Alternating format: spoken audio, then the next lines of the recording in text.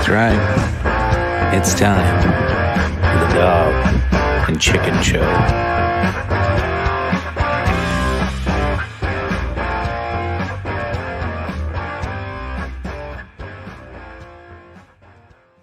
Welcome back, ladies and gentlemen. This is another edition of the COVID Chronicles from the Dog and Chicken Show. We are live. Make sure you jump into the comment section, all that good stuff. Go through all the, this is always painful, but you got to do it. You got to pimp yourself out. So make sure you check us out at Facebook, Big Buckin', and then you can sign up, listen to us prior episodes on all your podcasting needs and sites, also on YouTube as well, blah, blah, blah. Okay, we got through with that. Let's introduce our panel tonight. We do have another late joiner coming, but Phil, welcome to the show, sir. How are you? Thank you, Chicken. Welcome, one and all, to the Dog and Chicken Show Extreme Edition, COVID Chronicles 16. We're doing something a little different here tonight, but we're glad that you could all join us. Everybody, raise your glasses together and join us as we have a great toast for this momentous occasion, because you are here with me to join us all for this chronicle of these days. And also, check me out, Phil KOE, on Facebook and the soon-to-be launching KOE Nation YouTube page. Nice, nice. Lynn, welcome to the show. How you doing? Howdy, people. How are we all doing? I think it's a lovely evening. I don't know what the temperatures were where you guys are at, but it was a lovely day here in Missouri. I got to do a little bit of mowing and had a nice, wonderful outdoor day. And I'm feeling pumped and ready to drink and answer some kick-ass questions from these lovely people that are watching. Awesome. Yeah, keep them up in the show, in the YouTube comments, in the Facebook comments. I see Canadian dudes already joining us. I appreciate that. Yes, Metallica, of course. Tonight we're having our own little protest, and that'll lead us to our drinking game. You know, as we've been watching the news and we see all these protests going on, and you know, we're liberating states. So I don't know. My protest was, let's do as much as we can to avoid talking the nasty 19 word. Because I think we're all fucking tired of it. We're stuck with it, but we're tired. Which word is that? Chrysanthemum? Yeah, yes, that one. Cacophony? Yeah. Caca! So with that, we'll be talking, pop culture, movies. COVID! You son of a bitch. And we missed drink. Yeah, let me pull up tonight's drinking game. Whoa, that's the wrong one. I thought I That's just the rewrote it. last There it one. is. Yeah, that was the last one. Tonight, we are bringing back the do not cough. If you cough, we have to drink. And obvious, not talking the C word. So thanks for kicking that one off, Phil. I just emptied, I got one sip left. Lynn, what are you drinking tonight? I am drinking our great bottle here that I got yesterday of Johnny Walker Gold Label, and already kicked into it. It's tasted pretty yummy. Hopefully I drink it a little slower than I did the night before. Yeah, we got a little salty last night, didn't we? Yeah, it was all fun times to be had. Yes. Time. If you we're with the many things that we're working on and doing, now we have drunk journals where we all jump on a Zoom meeting and record our virtual bar. Those will be private. So if you do want to jump in those, check us out at dogandchickenshow.locals. You can download the Reuben Report app and sign up that way. So it's just like a Facebook on your phone, but be uploading. I already got one video up. We'll have a couple more probably here in the next day or two as I sift through 3 hours of unintelligible nonsense. It was fun. And if I may have one more volley, sir. I forgot to mention, also, check me out at the Revolutionary Wrestling Podcast and RevRest Pod on Twitter, Revolutionary Wrestling Podcast on YouTube, where you can see me, the main star of the Revolutionary Wrestling Podcast, Phil KOE, with my co-star Tony G. It's quite a good time. Check it out, folks. Yeah, Tony's turning into the co-star of everything because he can never get on anymore. Ooh. Hope he's watching. Well, my co-star that he is, he should. He needs to be keeping notes up. Yes. But Phil, what are you drinking? I'm drinking a shaken cocktail, which you can at least rejoice, Chicken. I shook it before the show. Oh yeah, I heard it. It's 1 part vodka, 1 part bamboo rum, 2 parts peach juice, and just a dash of grenadine. And it's marvelous. Nice. Lynn drinking some of that Johnny Walker. This is kind of known as a Cardew. It's kind of known as like the mama of Johnny Walker. If it weren't for Cardew, we wouldn't have Johnny Walker. So very true. We will keep it in the family tonight, I guess. In the words of Mark Wahlberg, say hello to your mother for me. Yeah. Well, sheesh. If I'd have known we were going that Johnny Walker, I'd have grabbed me some Johnny Walker myself, but I'm dedicated. This is too good. Nice. Well, since you brought up what's your favorite Mark Wahlberg movie? Oh, Mark Wahlberg. Mark. Yes. What was that one? It was like one of his first movies where he played the jealous or that shitty ass boyfriend that just got all stalker crazy and fucking tried to kill the girl. It was like mid-90s, like when he stopped being in the Funky Bunch. I think it was called Fear, maybe, or something like that. Yeah, but he was very believable as a creepy motherfucker in that movie. Mark and the Funky Bunch. You come here to the Dog and Chicken Show to get the most up-to-date, finger right on the pulse analysis. My favorite Mark Wahlberg movies, beyond a shadow of a doubt, are Ted and Ted 2. Those are, yes, fucking great. You know what? I wish Mom and Dad just brought me a Teddy Ruxpin. Say it again. Teddy fucking Ruxpin. Funniest scene I've seen years. I would agree with you because I am truly not a big fan of Mark Wahlberg. He's just, I don't know, all of his movies seem cheesy anymore. But Ted was amazing. That was a fantastic movie. But he's the same character. Like he's just one of those. Say hello to your mother for me. Yeah, he's that guy in every movie. I saw he had like a Netflix original movie that just came out, and it was the same fucking character. It's kind of like Ryan Reynolds. It's like, and in this movie, Ryan Reynolds plays himself. Hi, I'm a picturesque, charming, slightly funny guy. Like that's him in every movie. So like even that movie Life, where he's out in space, like, all right, you need me to just smear some Ryan Reynolds all over this is really what you're asking me to do. You just need me to lighten up this fucking downer, huh? Okay. Yeah. Oh, God. Speaking of the Illuminati, you'll bring that up later.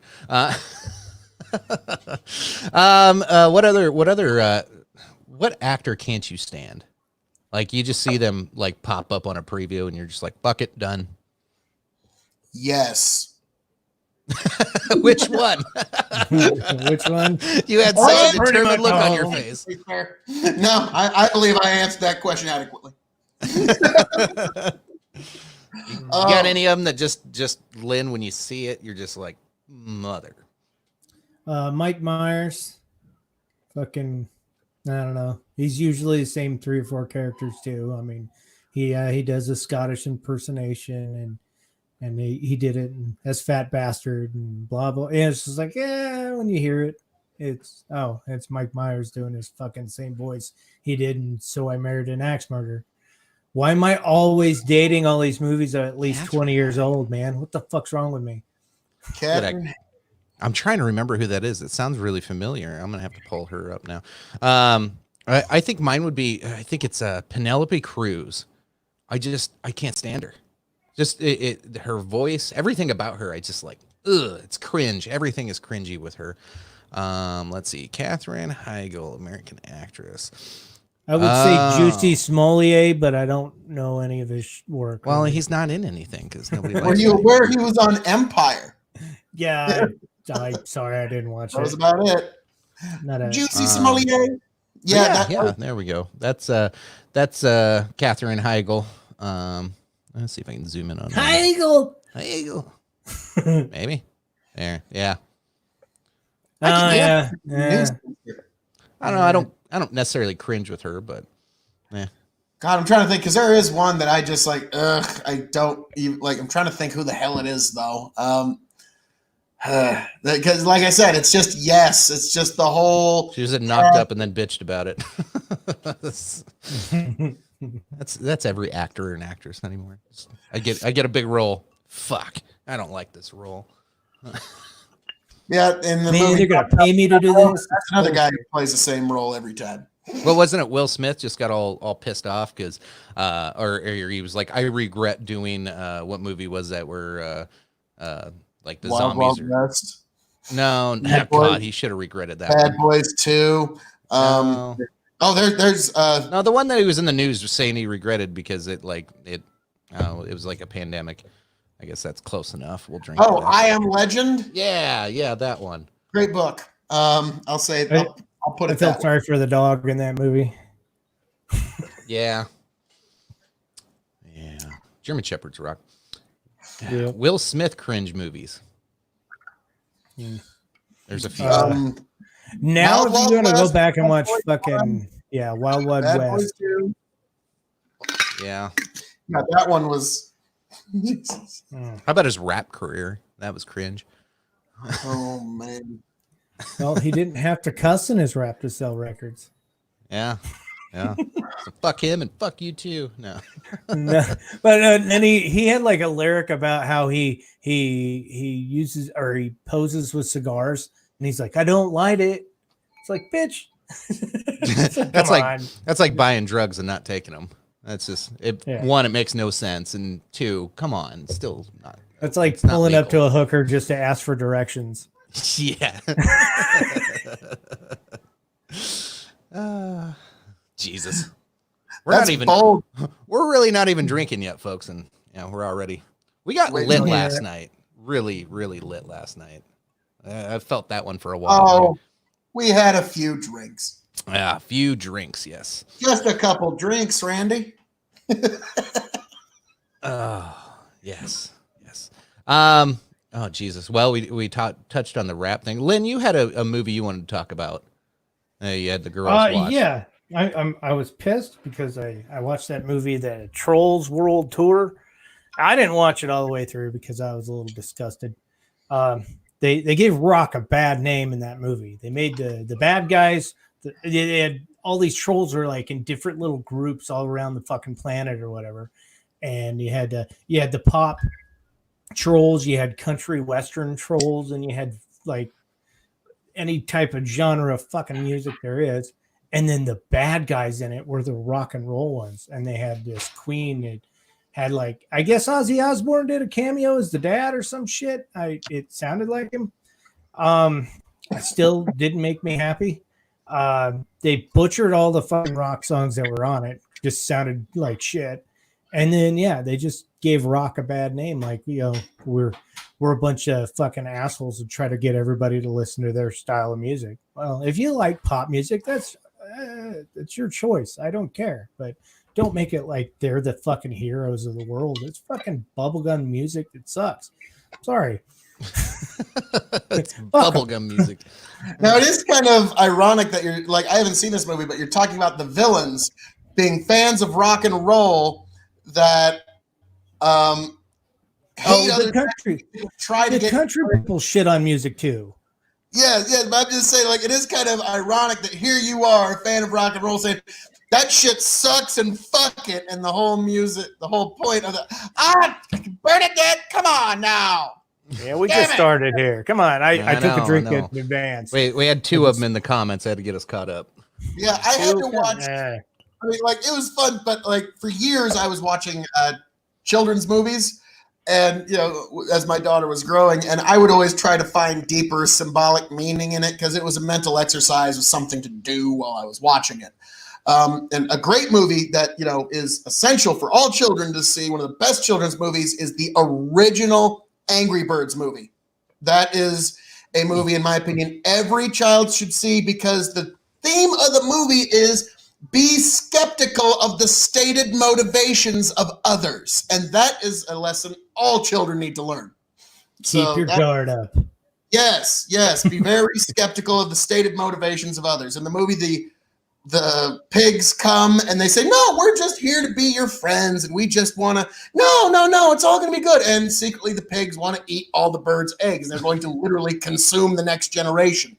So you have to be very skeptical of the stated motivations of others. And that's what, in my opinion, of any child's movie, that's the one that needs to be seen. That's, I don't know. Now I'm going to have to go check it out. I've never even entertained. Oh, yeah. Never even thought about watching that. I was just like, that's a game. That's not a movie. Yeah, well, The Mortal producers Kombat have was a game, and they made 2 movies out of that shit. There's a lot of Oh, that's a stretch, Tom. He was talking. He was talking about an essential thing in a movie. Close. Glad you're paying attention, though. Yeah, but no, there's a lot of subject to that one. The 3 main characters of the movie are their black, yellow, and red, which are the 3 colors of the German flag. And it was the producers of the movie were trying to make it as a warning to the people of Europe if you allow mass migration into your nation.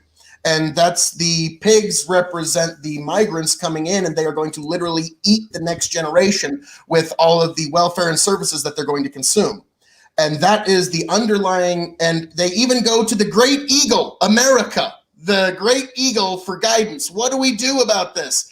And the great eagle he's kind of resting on his laurels. He's looking at all of his trophies. He really hasn't done much. And he's even got like Donald Trump swooshing hair. It's amazing like how they just beat you over the head with the symbolism here. So I do have to recommend it. And there's a lot of points where the kids are just going to laugh. It's got great just child humor in it. But I would recommend that as a great movie if we're talking children's movies for children to absorb. And welcome to the show, sir. Welcome, Kevin.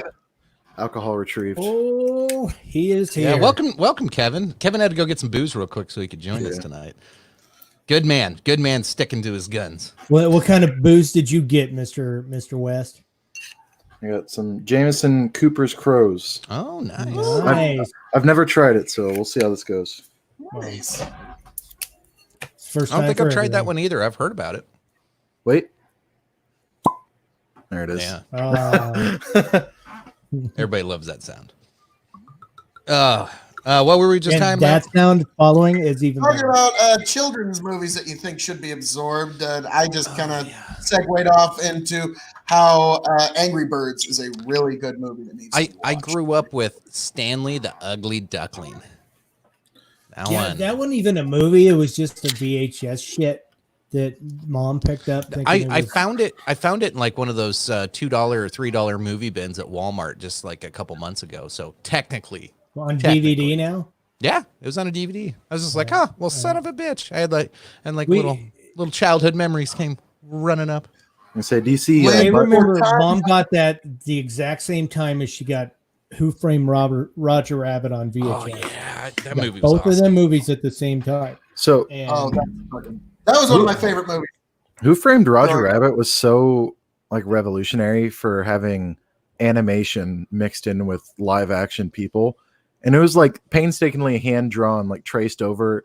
Like a lot of the stuff they did was like rigs and stuff where they were like sliding like under the floors, like the penguin carrying the platter. That's a real platter, but they have it like on a like cart system under the stage for the scene, and they're literally just moving around. And the animators had to go back and painstakingly animate over top of it to make sure it matches. Like Who Framed Roger Rabbit was phenomenal when it comes to designing that kind of mix. No green screens were used. It was, nope. Yeah. I'm curious, how did they figure out the licensing for all this? There is scenes where you have Mickey Mouse and Bugs Bunny in the same fucking shot. You have Daffy and Donald Duck doing a dueling piano scene, one of the iconic scenes of that movie. And I'm just wondering, how much fucking money had to get shelled out to get all this licensing rights? Like, Jesus, that had to be the most expensive movie that year. That was probably like a downtime for Disney prices, and they probably sold it pretty cheap to give them the rights because Disney hit a giant slump for a while where nobody was using their things besides like Disney World, but nobody like watched Disney Channel. Disney Channel wasn't a thing, so their stocks probably weren't the best. So they're like, yeah, go ahead, use our characters. We don't care. I'll tell you what, they had a hell of a time to come out with Disney Plus, didn't they? Oh yeah. They need to get some more fucking original shows that are fucking new though. Yeah. They're still dealing with the cross-platform stuff right now because Netflix and a couple other streaming platforms still have some Disney movies that they aren't able to put onto Disney Plus because those movies still have the contracts on the there's platforms. a few of them, like the TV show The Office. I thought it was supposed to get switched over to Disney Plus, and there's a bunch of shit that the only things I watch on Netflix are going to end up going to Disney Plus eventually. Yeah, the first National Treasure is stuck on Netflix for a while still, and nobody cared. I care.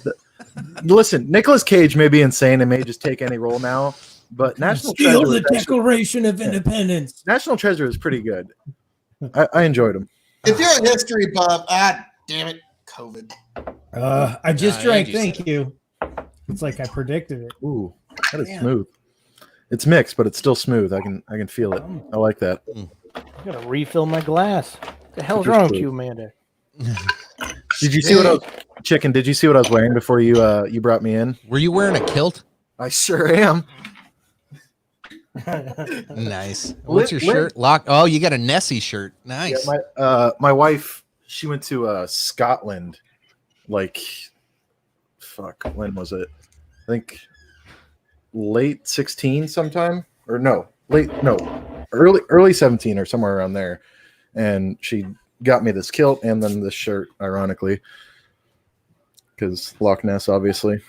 Nice. You just like to walk around your house wearing a kilt now? Sometimes, yeah.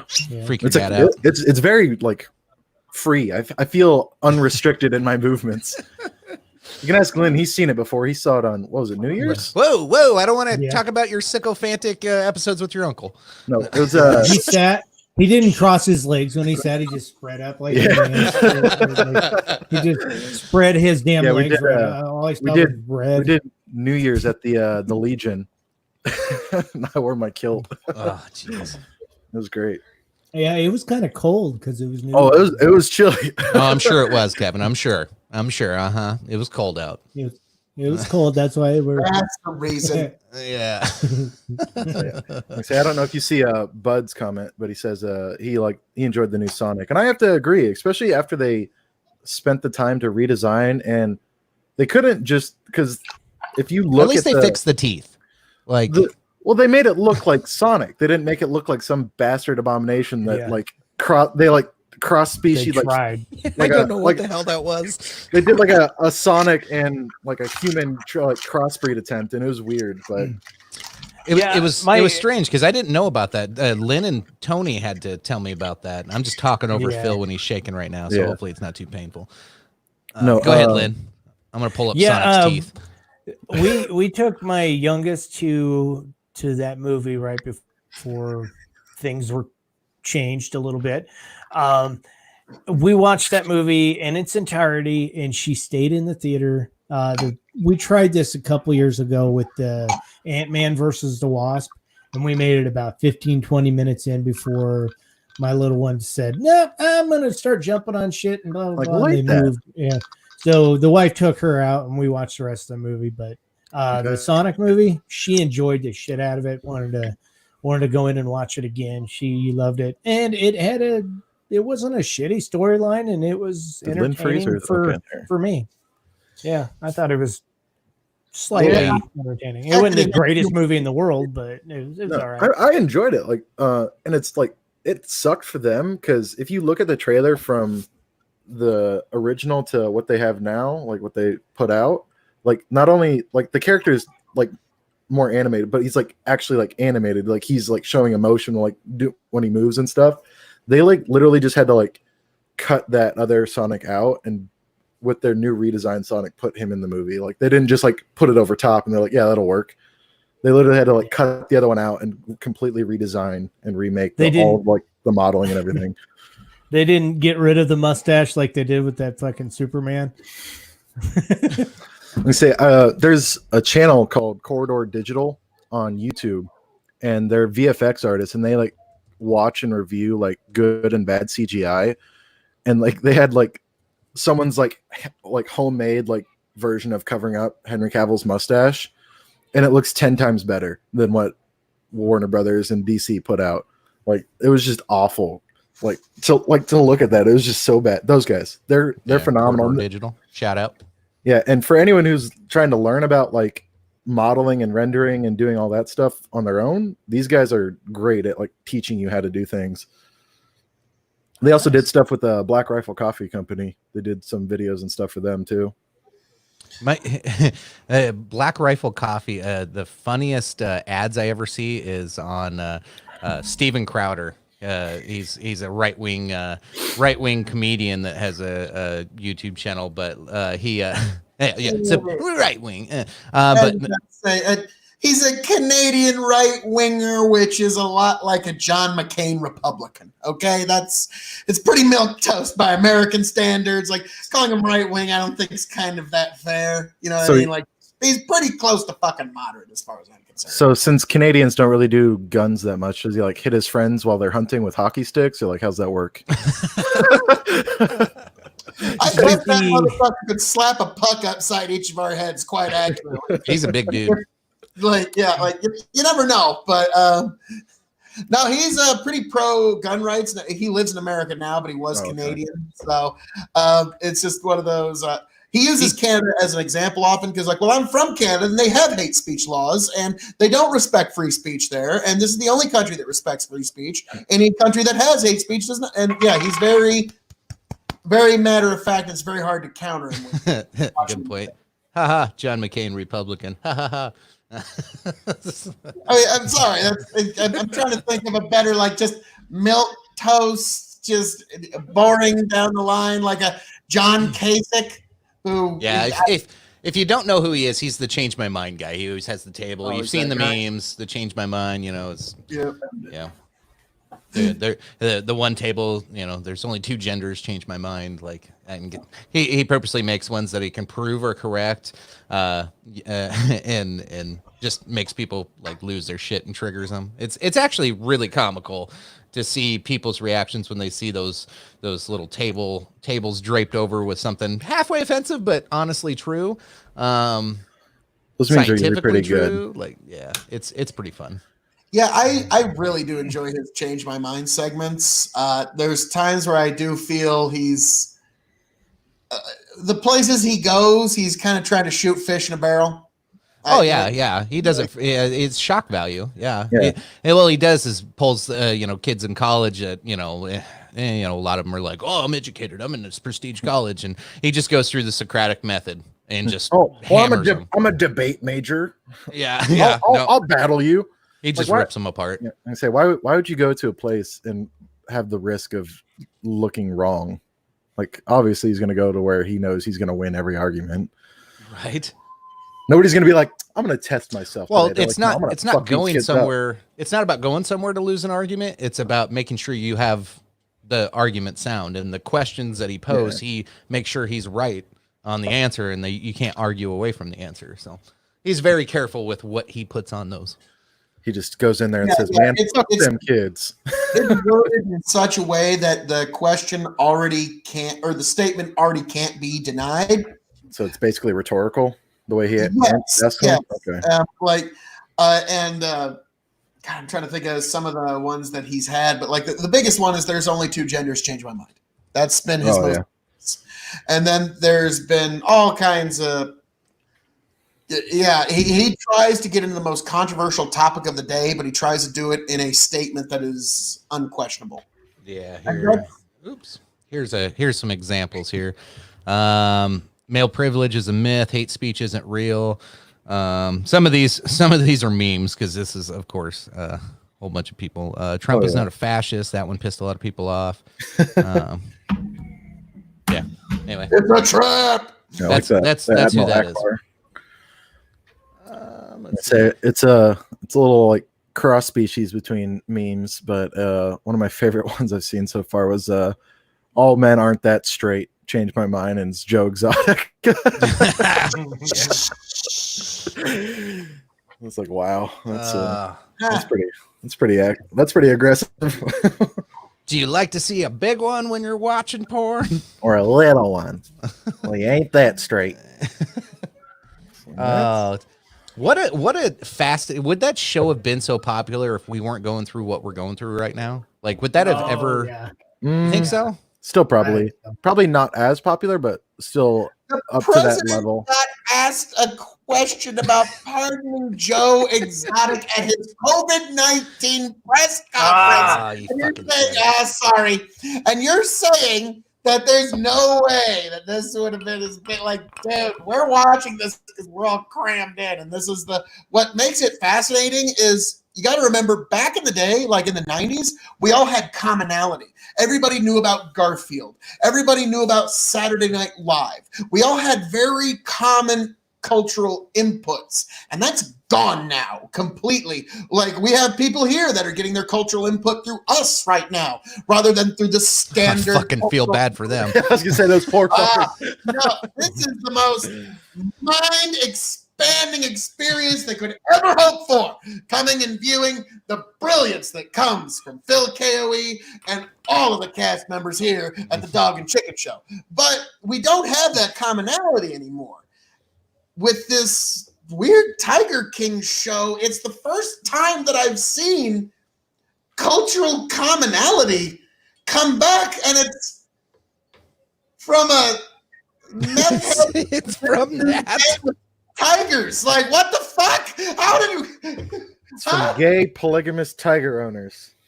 That's what we get our cultural commonality from these days.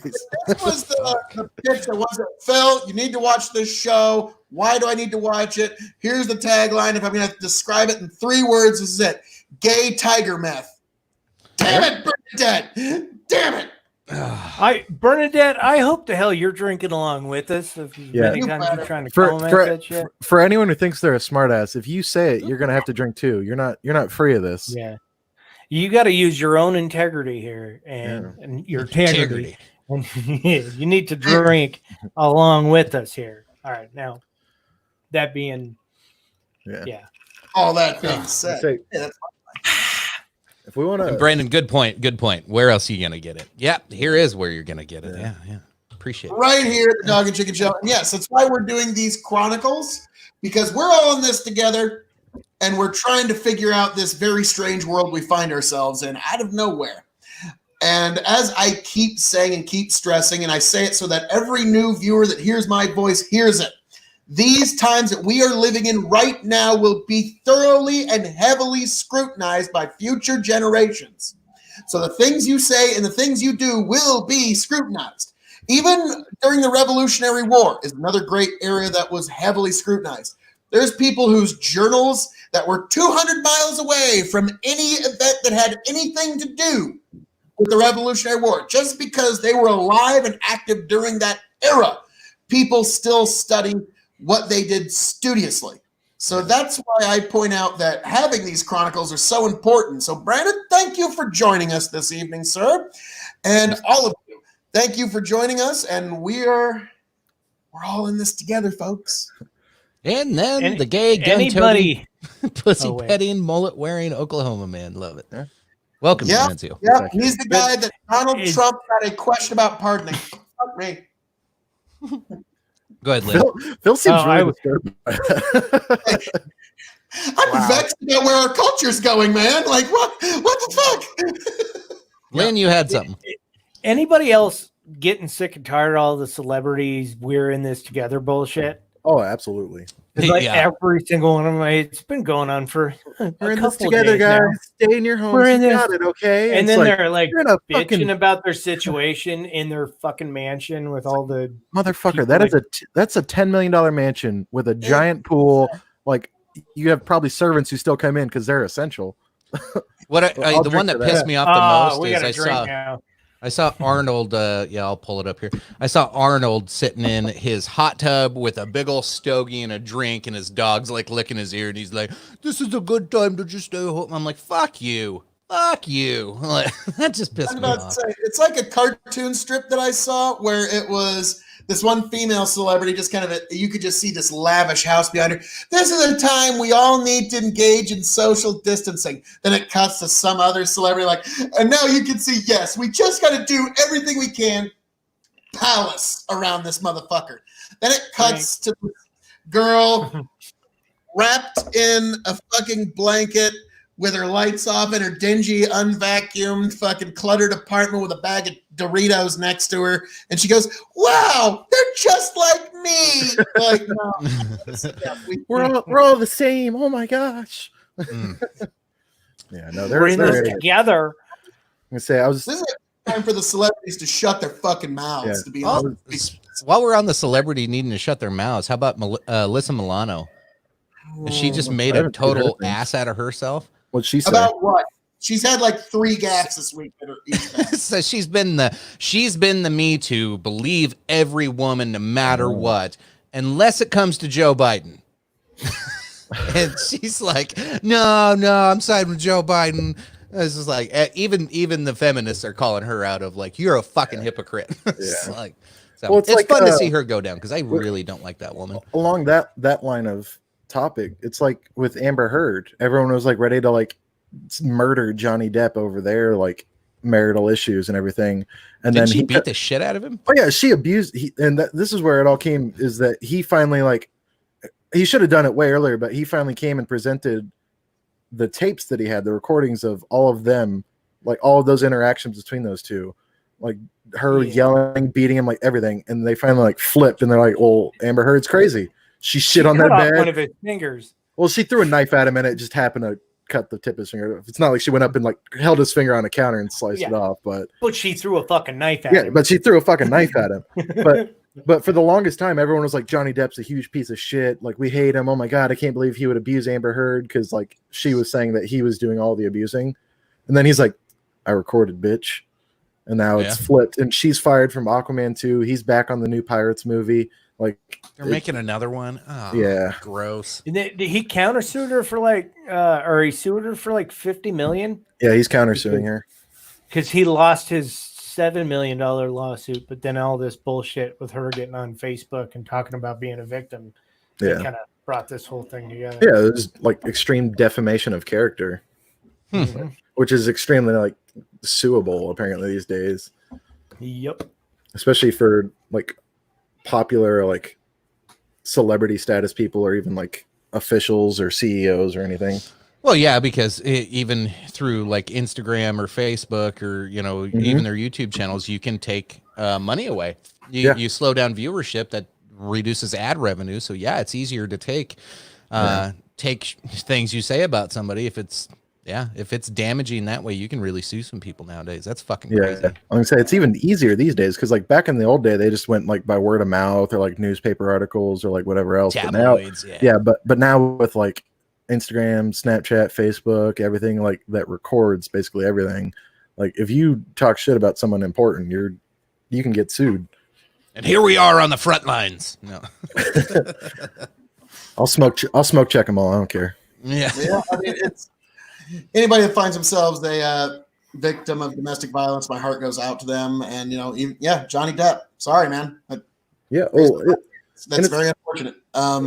Like it's never acceptable. But I find, but I do find the narratives that come out of these types of things interesting. Like these types of moments in the media, I call them night flare moments. When a flare goes up at night, poof, and just for a moment, and I'm talking like World War I, World War II era battles, but just for a moment, you can see where everybody stands on the battlefield.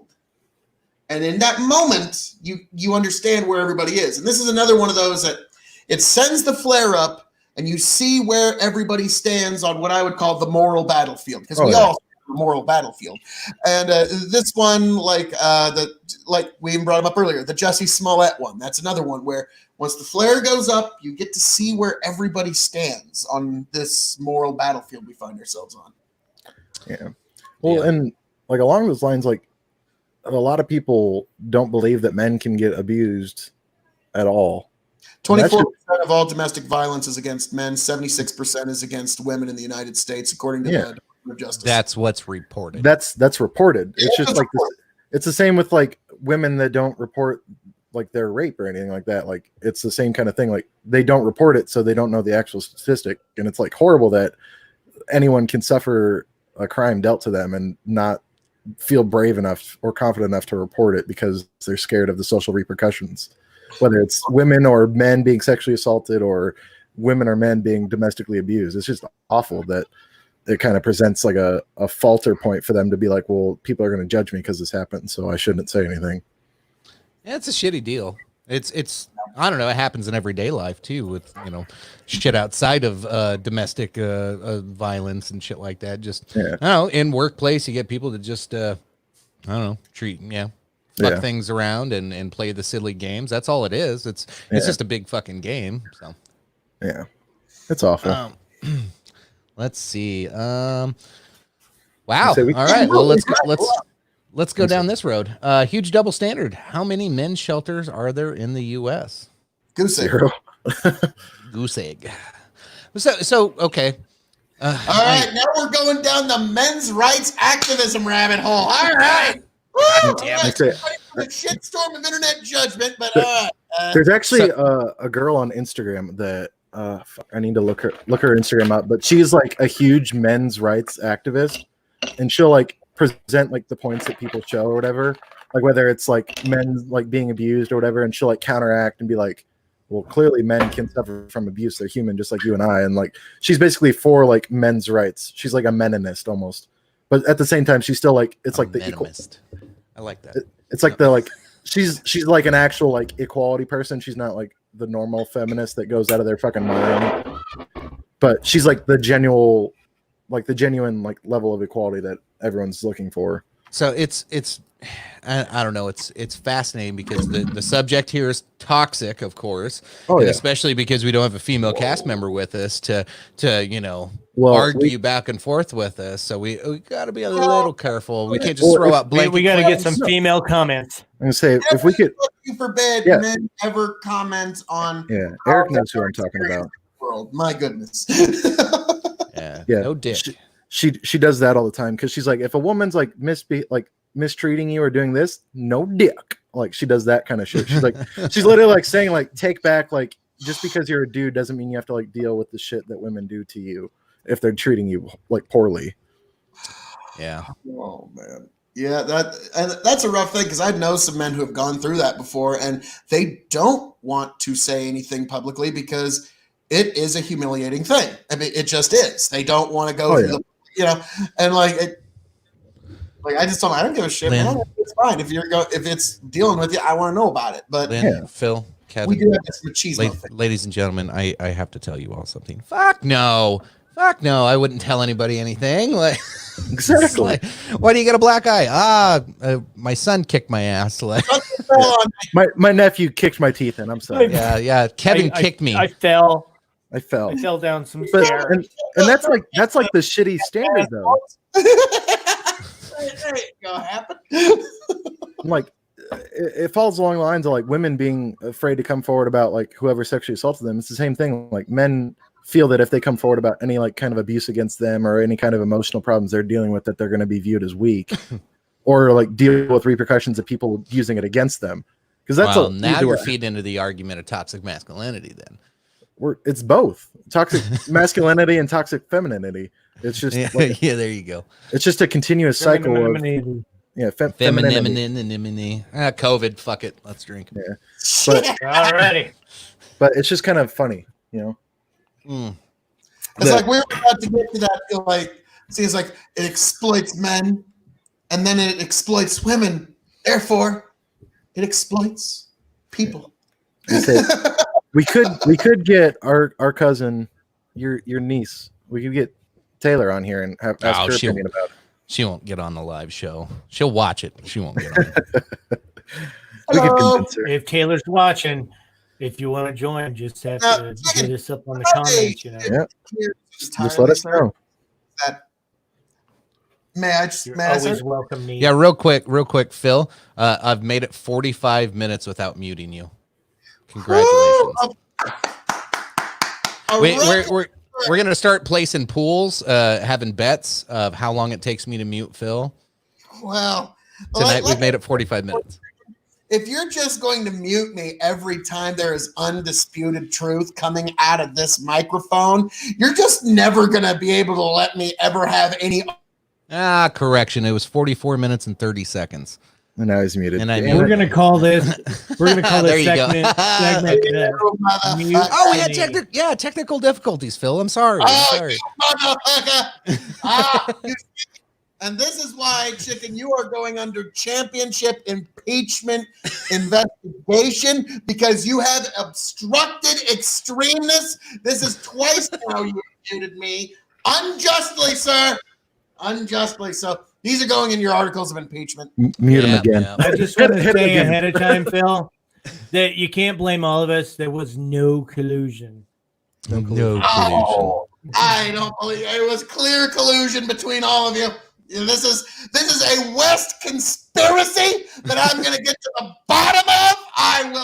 I'm going to bring in Robert fucking Mueller on this motherfucker. It's going to the fucking So Phil actually called me today, and he was like, and he's slightly bitching about it, but in a friendly, playful way. And I'm like, yeah, I mute you every episode. Now it's almost a joke of like, how long is it going to take me to mute you?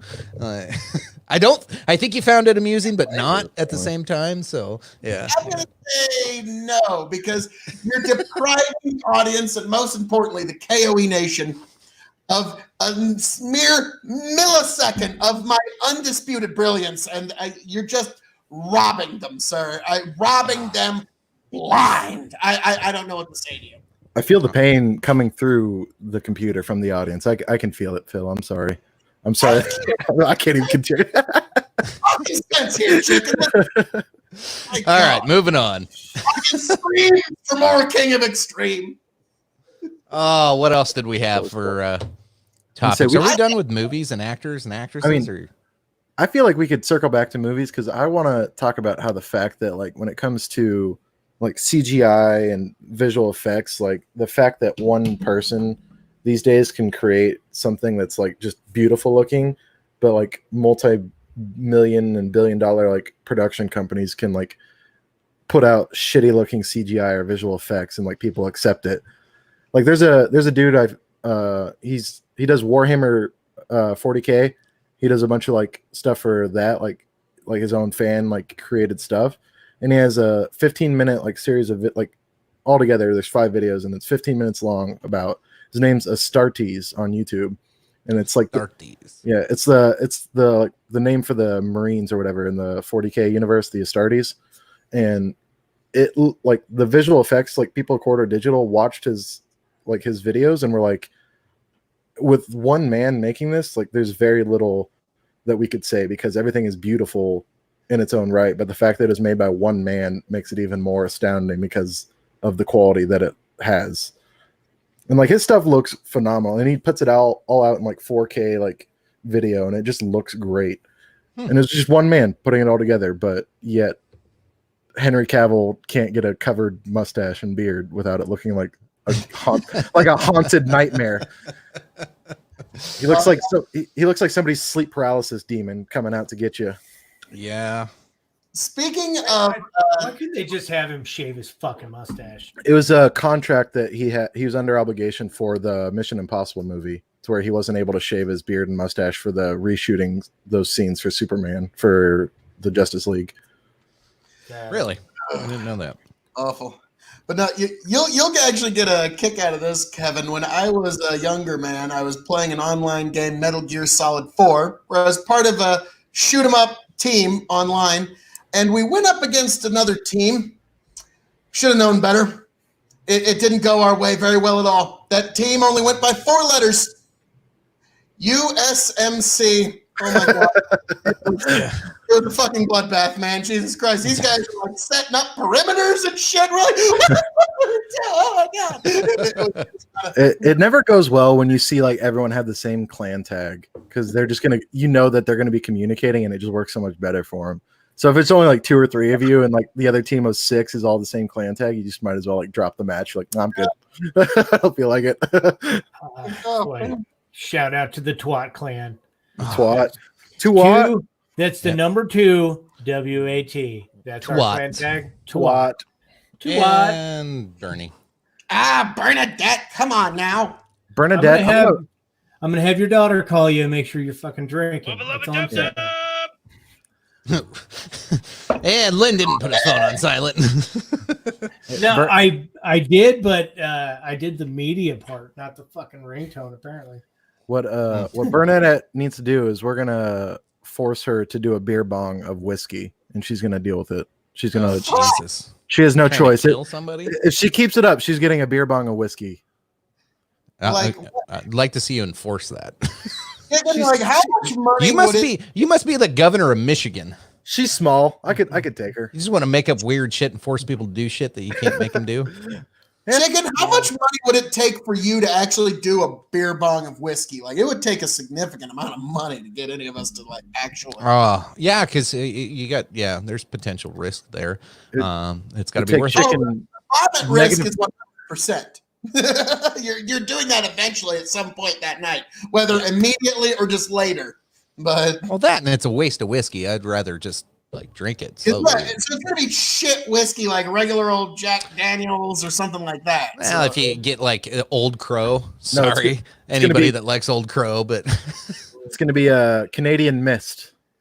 hey, me and your old man drank 2 bottles of Canadian Mist I was one gonna say night. it's gonna be Cracker's staple Windsor. whiskey. You're gonna get it, or Windsor. Yeah, Windsor. you're gonna get a beer bong of that. Just some nice Windsor going down your gullet. Good. Bernie's drinking, so we're Good.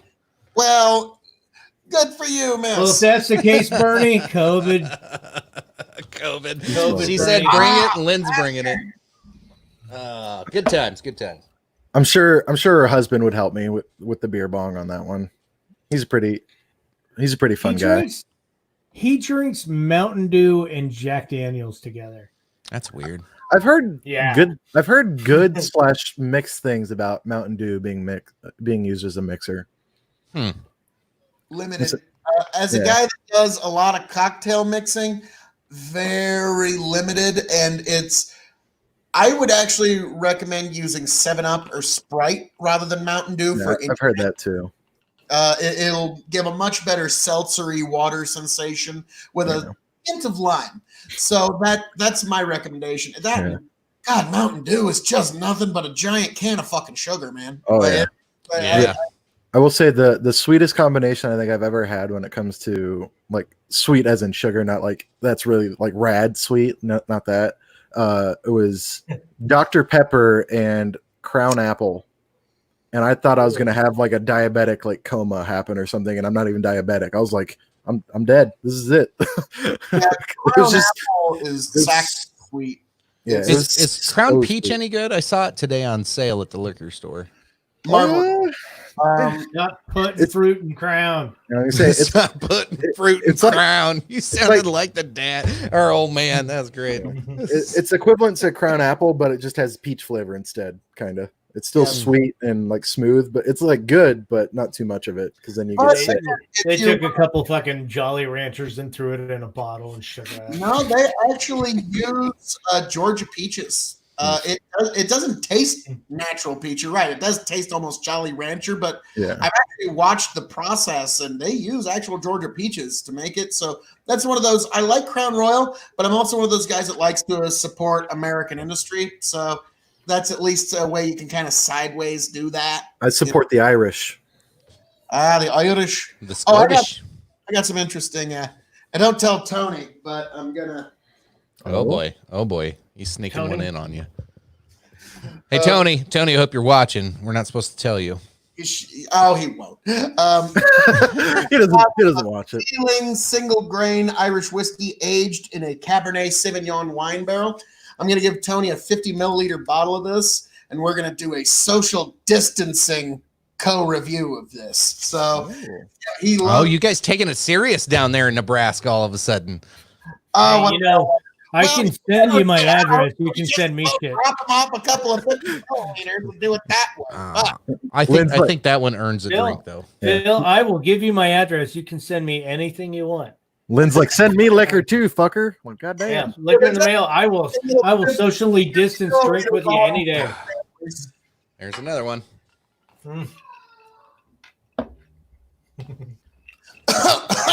That's 2 glasses of Cardew down. This will give me a good night. And then he coughed. I'm taking Tony- it slow. Oh my God, he coughed. All right, I gotta pour. That was totally not an intentional cough, motherfucker.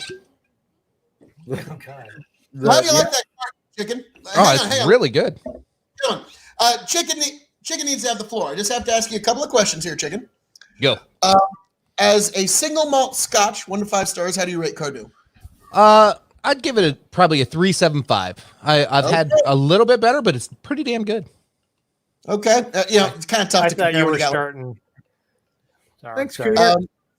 Scotch as a Scotch whiskey compared to all of the Scotches, blended or standard or single malt. I think it meets the same criteria, about a 3.75. It's really good. It's not the greatest, but it's pretty goddamn good. And then as a brown spirit. I always rate them a little bit lower, but I could see having some fun and mixing some stuff with this, believe it or not. I think 3.5, which is the highest I do on a brown spirit when it comes to a Scotch, because it's hard to mix Scotches. Yep. And top, middle, bottom shelf. Oh, top shelf for sure. This is good. All right. All righty. Thank you much, sir. Thank you much. And actually, Kevin, Yes. I can ask you with your particular spirit this evening, Irish whiskey. It's not very brown. I mean, it's brown, but it's like really light. Yes. But we're going to Well, I hope it's not dark brown. Like, what's in it? ask how you rate it, 1 to 5 stars on an Irish whiskey scale, a brown spirit scale, and then would you put it on your top, middle, bottom shelf? So I mean, everything really just goes on my top shelf. I'm not a big connoisseur of liquor. I stick to basics. I like Crown and Jameson. That's pretty much what I stick. I like tin cup whiskey, surprisingly. I don't mind that. But I don't know. I really like this. It's smooth. I don't know. I'd put it at like a 4. Okay. 4 stars in Irish whiskey. And would you cocktail that or would you drink it neat? I cocktail everything. I'm not a neat alcohol guy. I don't know why. I just can't do it. Pussy. Yeah, that's a big fact. You'll find as you age and your palate matures, you'll start to get into doing neat drinks. Yeah. It's probably because my first real drinking experience was an awful encounter with vodka. And so everything neat just kind of everybody's like it just really discourages me from doing neat because I had Mine was Windsor. Yeah, it was a shaker cup about like yay big, and it was 80% vodka and like the other 20% was a little bit of like a little splash of Sprite.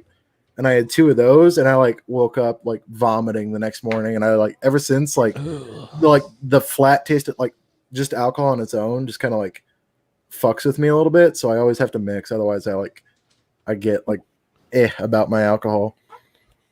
I would recommend if you're going to try neat ever again, the Dalmore 12 as a single malt Scotch will be a worthwhile try. I will say I've had Blue Label neat, and I can do that. It's way too pricey for me to just go and get a bottle, but a friend of mine had some. $150. Yeah, it's $230 for 750 milliliters. I checked, but a friend of mine had a bottle, and he's like, "Hey man, you want a glass of this or whatever?" And I was like, "Sure." But I tried it, and it was just super smooth. And I like Blue Label is really good Scotch, but I'm not gonna fork the money over for one bottle of that. I recommend this to everybody around here. They get in these gift packs, and you can look them up online. The Johnny Walker gift pack, it'll give you 4 bottles that are 200 milliliters each, 200 milliliters of Johnny Walker Black, which is 12-year, Johnny Walker Gold, Johnny Walker 18, and then 200 milliliters of Johnny Walker Blue Label, which makes it worth the $60 alone. So the other 3 whiskeys are basically free. And that's the only way I get Johnny Walker Blue Label. For 200 milliliters? We got caught coughing. Somebody coughed. That's crazy. Well, Phil did his accidental cough. We already drank for that. Oh, well. I don't know what you're talking about, motherfuckers. But no, that was, yeah, I might actually look into that then, because if I can get away with spending $60 for 200 milliliters, then yeah, absolutely. And then I get the rest of the Johnny Walker. Yeah, it's actually 800 milliliters altogether. Yeah. So it's a damn good. But that's how I recommend getting it. So understandable, sir. As your palate develops in your world and the exploration of spirits, we'll get back to that one. I mean, I can see this. What are you drinking this evening, sir? Yeah, Lynn, let's go through your Johnny Walker review. It's pretty fucking good. All right, Lynn, we're gonna go on a couple scales here. We're gonna go on a blended Scotch. We're gonna go on Scotch whiskey, like just representing Scotch whiskey to the world. Nope. you go brown spirits, which puts it up against all the, whiskeys, brandies, cognacs, armagnacs, bourbons, all that shit. And then where would you put it on your top, middle, bottom shelf? So as a blended Scotch, where would you rate this? In this scale, where is it? Is it 1 to 5? 1 to 5. 1 to 5. I'm gonna go 4. 4 stars. All right. As a Scotch, just generally, if you're going to introduce someone to the idea of Scotch, this actually has a really nice, smooth. It's drinkable. You don't have a lot of like burning, like wood smell, shit like that. It's pretty decent, and it's smooth. People would drink it. They'd like it if they have any kind of. On a star scale of just Scotch. With just Scotch, I don't know, probably 3.5. Okay. Somewhere in dead center, somewhere in the middle. Now, this is a tough one. Brown spirits. You're comparing it to all the rums, all the cognacs, brandies, whiskeys, bourbons, all of the varying brown spirits of the world. Where do you rate this on a 1 to 5 star scale, sir? I'm going to shoot right at 3. 3 stars. Okay, that's not too bad. And then would you put this on your top, middle, or bottom shelf? Everything's top shelf for me. So, yeah. Hell yeah, brother. We don't buy bottom shelf shit. And even if it is bottom shelf, we drink it until it's top shelf again. Well, my bottom shelf is what? Like fucking Windsor. That's as bottom as it gets for me. And anything above that is damn near top shelf to me. So basically everything, because Windsor's pretty goddamn low. Yeah, Windsor's like toilet water or fucking. Yeah. So let's go back to that worst drinking, like worst experience or things you'll never drink again. Windsor. Who wants to go first? I mean, I can go. All right, Lynn, go ahead. All right. So Mama decided to she had to go to work. She worked night shift back in the day. She was a nursing home attendant, and we decided, it was me and Brant, decided to have a bunch of people over. I was it was before I moved to Fairmont. We were in Utica. I was probably 12, and we decided to throw had a bunch of people over. Brant was probably about 15, so he was trying to impress the older people and shit. So we had a house party. Chicken, you were probably 7. I don't know. You were really young, and we let you go to sleep, but you obviously couldn't sleep because we had a shitload of people in the house making noise. So it was probably the worst night of your life at the time. Was that the night that the one dude like came up and was like, "Hey, can I have a drink of your Mountain Dew at like 10 o'clock?" He takes a drink of it and spit it all over. He goes, "That tastes like shit." Yeah. Yeah. I decided it would be a great idea to start drinking this Windsor that somebody had. I think it was one of the Nicholson boys. And I started, it was James Nicholson. The motherfucker took a small sip and made it look like he was taking a chug. And then he handed it to me. I'm like, fuck yeah, I'll do it, trying to be big and badass. So I started chugging, and then I gave it back to him. I'm like, damn, all right. I did that all night. I was wasted, to the point where I think I was wrestling around with somebody and I fell, and underneath our wood burning stove, there was bricks, and I cracked my head on one of the bricks and it broke open. And then everybody left. Mom was supposed to be home by 5:30 in the morning, and I'm in our bedroom fucking throwing up into a bucket. And then Mom got home and she's like, "What's going on?" And I said, "Oh, I wasn't feeling good. I was feeling sick." So she didn't believe anything out of the ordinary was going on. She didn't know I was out drinking. Fucking, yeah. We held the secret pretty well, and I slept till probably 2 p.m. the next day. Nice, what's the statute of limitations on underage drinking? Dad, dude, I'm almost 40 this year. So. Name most cops that haven't. That's true. That's fair. It was a long night. 3 to 5 years. The only exception, and I know this because I was a fan of I listened to an interview of the chick who wrote the show Orange is the New Black. She got it because the statute of limitations is 12 years for taking money across an international border to do a drug transaction. And she admitted to it in a memoir 11 and a half years later. And they busted her. And she did fucking 4 years over that shit. Like, seriously? I think murder's 20, right? 20 years for the statute of limitations for murder? Statute of limitations on murder. No? No. I guess that's true. They do the cold case stuff. Small petty crimes is like Phil said, 3 to 5 years. Financial restitutions like 7 years, and then there's those few that are like past 10.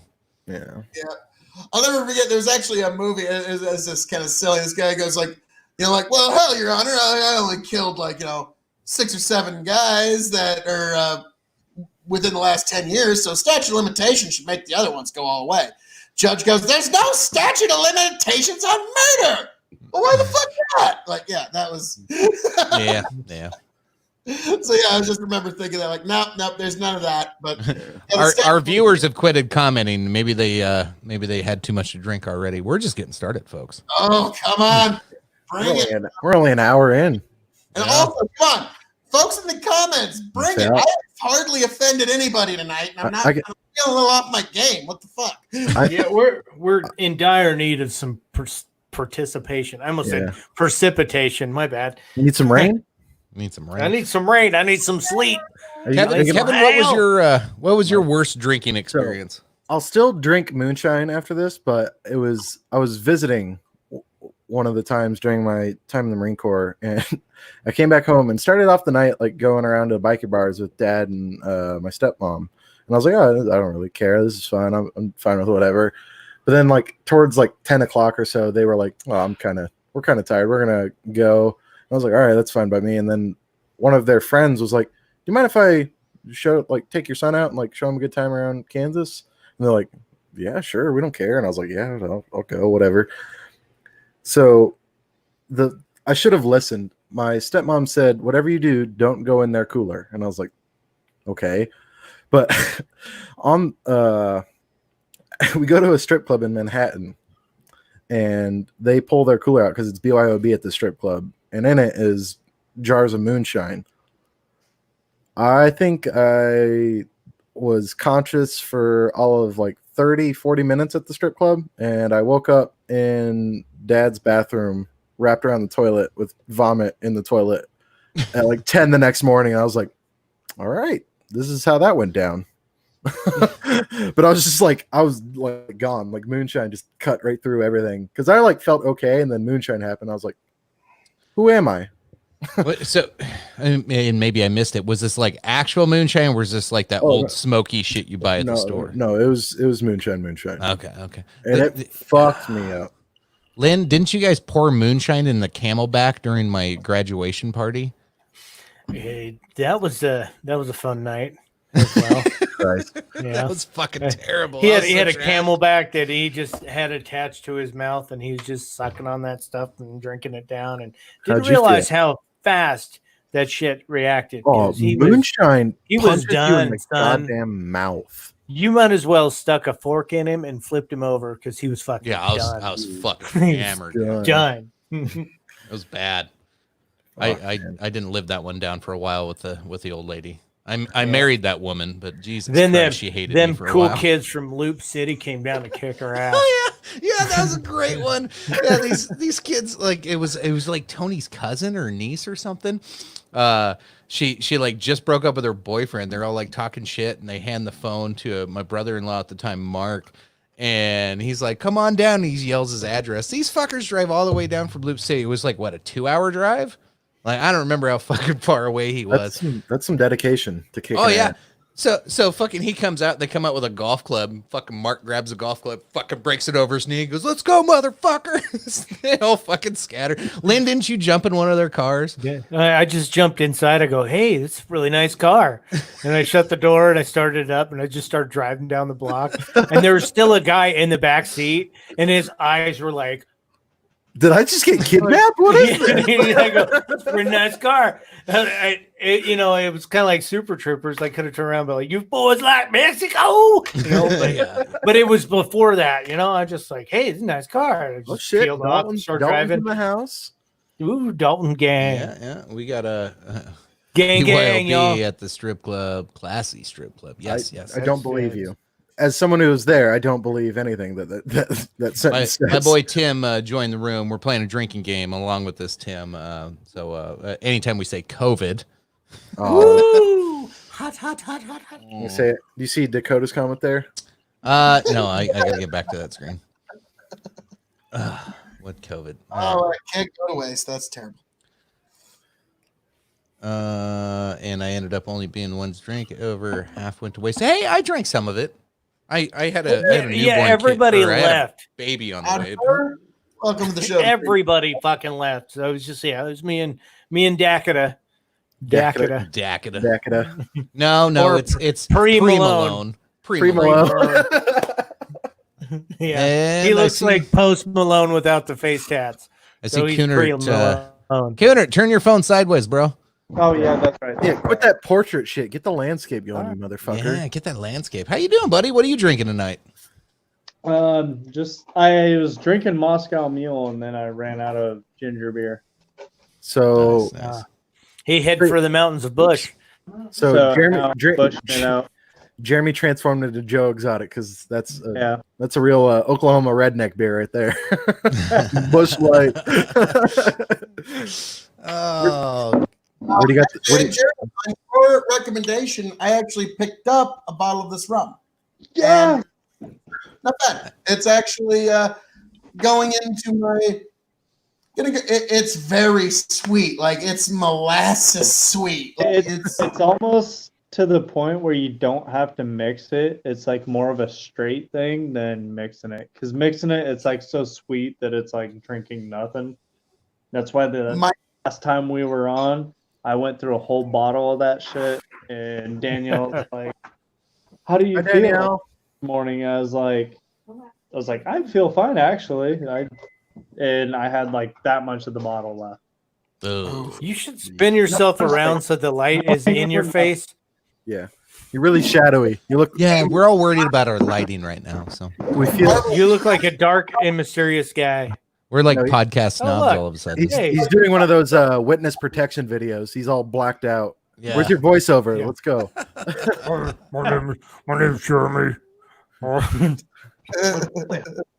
Hello. Hi, Um, Danielle. So back to the conversation we were having was worst drinking moments. Oh. So we've gone through Lynn, we've gone through Kevin. Phil, what's your worst drinking experience? What will you never drink again? Oh, God, this is tough. As much of a fan of it as I am, I always find myself getting alternatives to it because the worst drunk I've ever had in my entire life. I almost don't even want to bring this story up, but Tony knows, and Corb knows, and JKK47 knows, and Germs from York knows. I would be, and my brothers know, I would be lying if I said any other time that it was Crown Royal at my bachelor party about 10 years ago, and I took down all but about 200 milliliters of a 750 or a 175 of Crown Royal on my own, ralphed it up, didn't remember much of the rest of the night.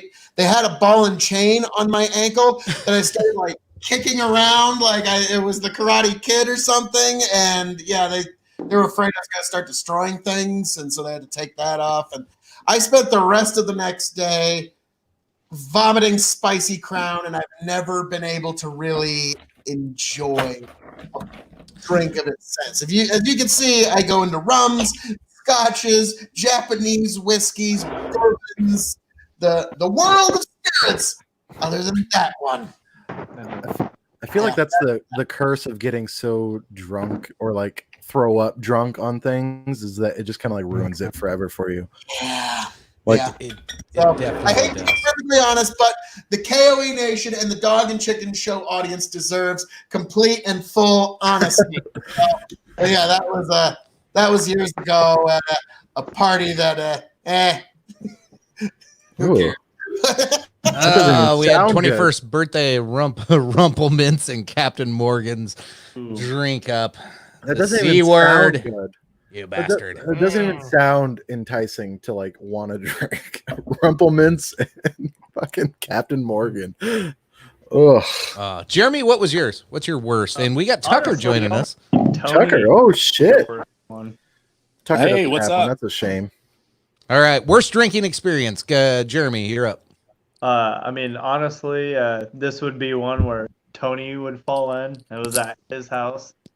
I was with my brother and Turner McDaniel, and we started drinking before. And this was back when I was 14 years old, and I wasn't a beer person. Beers fucking was disgusting at the time. Like, I couldn't do that. Well, I ran out of what I had, which was good old Windsor, and ran out of that and decided to go with my brother and Turner. And they're like, oh, we're gonna go to a party. So it was a party at Tony's, and I decided to play beer pong, and they were drinking Guinness. Ooh. So, Good and choice. I had a horrible partner. I don't know who it was, but I ended up drinking so much Guinness. I got so fucked up that I passed out on Tony's toilet. I puked everywhere.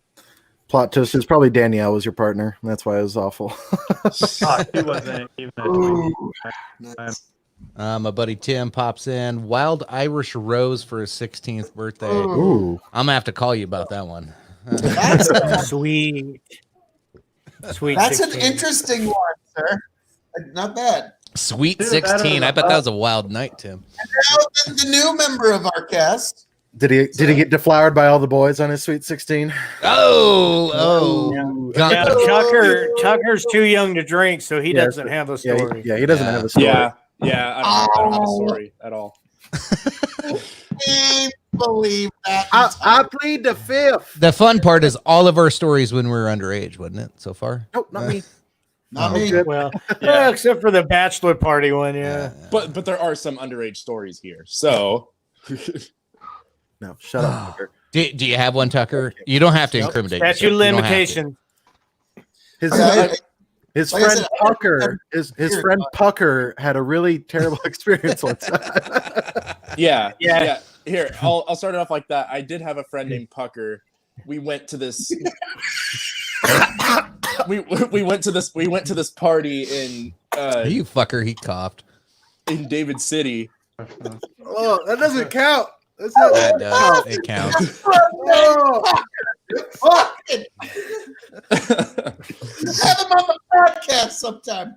oh. Yeah, I'll have to get him here. I'll have to get him here for sure. We're pretty similar. It's gonna be Tucker in a wig. That's exactly. Anyway, yeah, go, exactly. Tucker. Go. But and this party, it was in the middle of the winter. I remember it was during speech season, and I remember I went there, and they were just mixing all kinds of No, stuff. Pucker went And there. Yeah, Pucker went there. Tucker went there. Pucker went there. I'm not going to be able to keep up with that probably, but they were mixing. It was peppermint schnapps and hot chocolate. Oh, So and they mixed it really, really strong. But it was like in the winter, and I was like, I want some hot chocolate. So I started sipping on one, and I had two like maybe pint-sized cups of that stuff, and I was feeling just fine, and then I stood up, ooh. and that's when it hit me like a train, and I was up all night throwing up in my friend Kale's bathroom, and there's people holding my head up trying to feed me crackers and give me water, and like I was 100% out of it. So anything peppermint flavored just makes me feel sick now. Can't do it. I'll I'm keep gonna- that in mind for your friend Pucker. Yeah. And those are all from You're the holding words of Puckers Pucker. there. Those are all from the words of Pucker. Anything to do with Cody Edwards, Eric? I believe you. Yeah. That's Cody Edwards. I'm gonna have Yeah, to. I get it. I'm gonna have to visit you, Tucker, and Pucker, and bring some peppermint mocha from Starbucks or something, just to see how. Oof, it goes. no. I remember for a while, my roommate, Kale lived here for a bit too. He had this peppermint. he was friends with scented- Pucker too, right? Yeah, he was friends with Pucker Yeah. too. Yeah. Pucker and Pale. Yeah, Pucker and yeah, tail. pucker. It and sounds like a tail. shitty fucking Disney cartoon.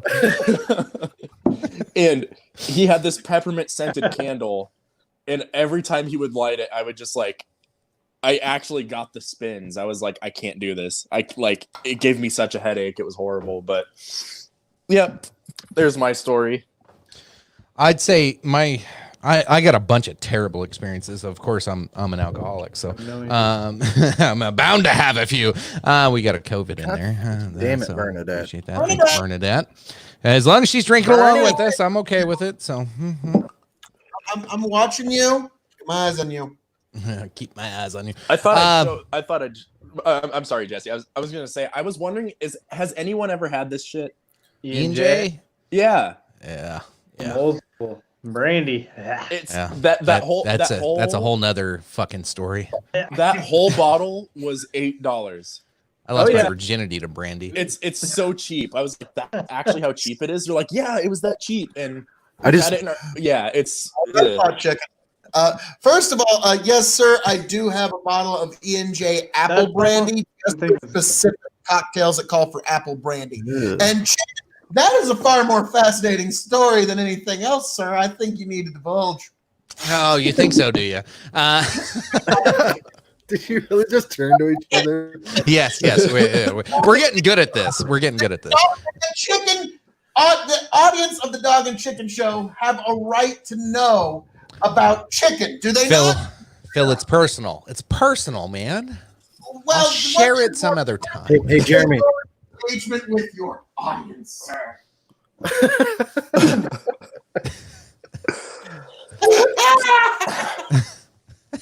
Sure. All right, we're all fighting on the screens now. This is cool. I'd say my I'd go back to my bachelor party. Lynn, you probably remember most of that, but I don't even. It was the alley. We ended up at the alley in Lincoln. Yeah. Oh, yeah. That's another part of it. We'll get to that. Tackle box. Tackle box. There's all kinds of stories that night. Jesus Christ. So anyway, we go bar hopping and we hit strip club, all that shit, and we're just hitting bar to bar to bar. Fucking, I was smashed, and I didn't want to show it. It's like, oh, this is my party, so I gotta keep up with everybody. Everybody's walking fast down O Street in Lincoln, and I just couldn't fucking keep up anymore. And I remember we got to the alley, the bar of the alley, and it was fucking dead. There's hardly anybody there. I'm like, finally get a chance. I'm gonna go to the bathroom. I'm gonna go take a piss, and I'm just gonna chug water out of the sink and try to sober up a little bit. These fuckers wouldn't let me go to the goddamn bathroom. And then I can't remember, somebody yelled at somebody in there and they asked us all to leave. So I couldn't even go to the fucking bathroom and try to sober up. So they made me take a shot. All the commotion happens and then we get told to leave kindly. So we leave and we start walking down the alley and then I'm like, hey guys, I'll catch up. And they start walking ahead. I do a quick little oh God, it's coming. Oh God, it's coming. I'm like, no. Okay. So, and then I catch up to him. All the running, because my dumbass was drunk as fuck and decided to run a half block to catch up to him. And everything just. And so by the time I catch up to him, I'm 5 feet behind him. I don't even know what business it was. Somebody was really pissed the next morning because I just turned and I did fucking total poltergeist fucking projectile all over the goddamn window. Right on their door, everything. So that was thankful that it wasn't just one liquor that whole night because it didn't kill me. But if there's one liquor that and I got evidence of it because I've been touting this. I fucking show this bottle all the time. Oh yeah. I still have yet to open this vodka because I hate vodka. I fucking hate vodka. Hey, Because it's the fucking worst. that's Dan Aykroyd's. Yeah, that's the Dan Aykroyd's Thank you. He's got it. poured I got over it. diamonds. My bar. Hell yeah. Also, I- I was gonna ask Lynn. Lynn, have you ever had Guinness out of the bottle before? It sucks. Yeah, I don't recommend it. I No, either got to be on tap or in the fucking tall boy can with In the tall boy cans, with yeah. the, Because when you pour the with the bottle, widget. you don't get the foam at the top at all. It Yeah. doesn't. No matter you how got to well put you it in a pour pint glass. Like, It's Yeah. it's not right unless you have a pint glass. And I when I'd go to like a certain bar, I'd be like, "You guys got Guinness?" And be like, "Yeah, we have in a bottle." I'd be like, "Then there's something fucking wrong with you." And like, we're leaving. This is bullshit. I fucking had it with you. No, I blame my hate for vodka on Trenton McDaniel. He had me fucking tag along with him for about 5 hours. Him and Adam Kyle. We ended up at Adam Kyle's. Me for a little bit, will you? Yeah, can do. I'll be back.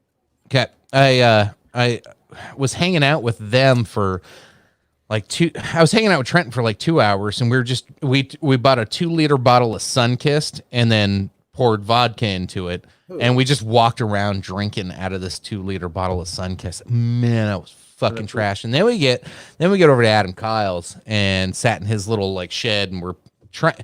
Everybody else is playing video games, and like this shit was just too real for me at that point. And I don't know how much vodka I had that night, but like nobody's supposed to get hangovers off vodka because it's so distilled. I do.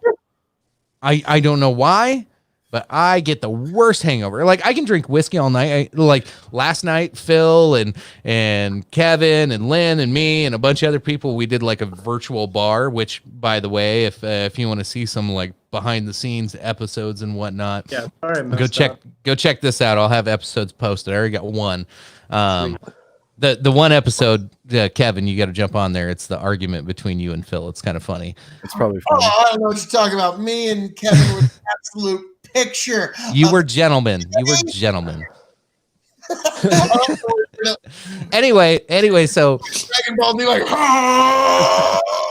so like I can drink scotch. Like last night, I drank scotch almost all night. Well, except for when my wife told me to stop drinking scotch. She saved your life, and you know it. Well, as Phil reminded me this morning, not only saved my life, but probably saved my marriage. So. yeah, just trust me on that one, bro. Yeah. Oh shit! I don't know where Cooter went. I'm gonna pull him out for a sec. I remember some of last night, but not much of it. You were pretty lit, kid. I think I had like good fun. I think I had like 8 Guinnesses and like 8 Coronas. I was fuckered. I was real fuckered. Yeah. Again, if you want to check that out, I got 3 hours of content to sift through of us drunk as shit last night.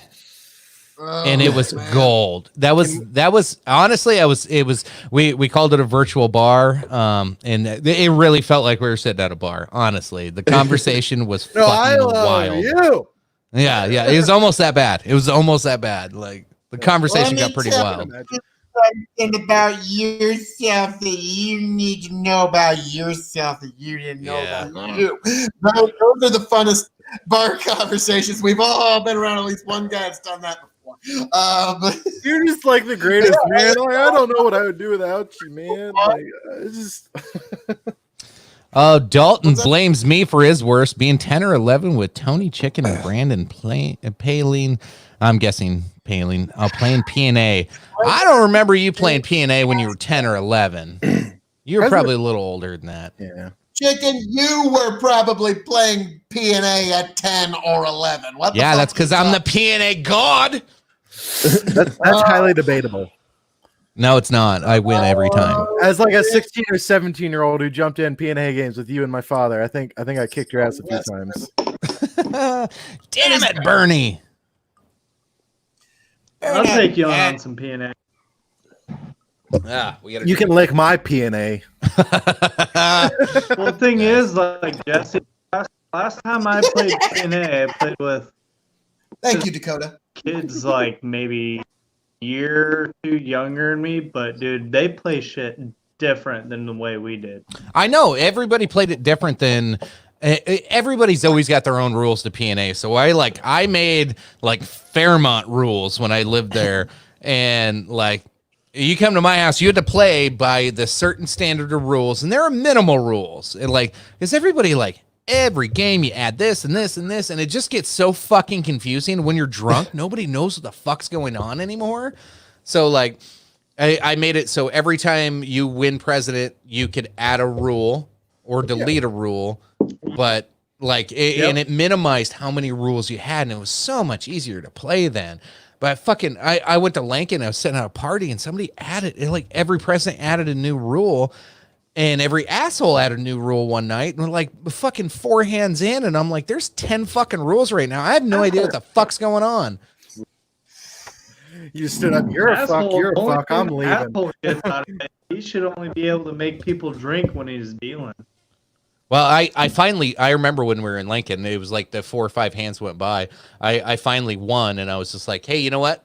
All rules are deleted. That's my fucking rule. And they're like, oh my God. I'm like, no, trust me, it's going to be easier to fucking play now. Like, it's going to be fun again. You just shit in the hearts of all those Lincolnites right there. Oh, I had fun. I had fun shitting on everybody's hearts. I always do.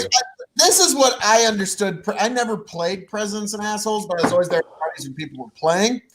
And here was what I understood P&A to be. Here is a card game where you will drink and eventually convince people to do things of ill repute. Yes. that was the long and short of it. What was your favorite thing to do as the president? Just make people drink when they said something I didn't like. It's like, Phil, would I do anything else?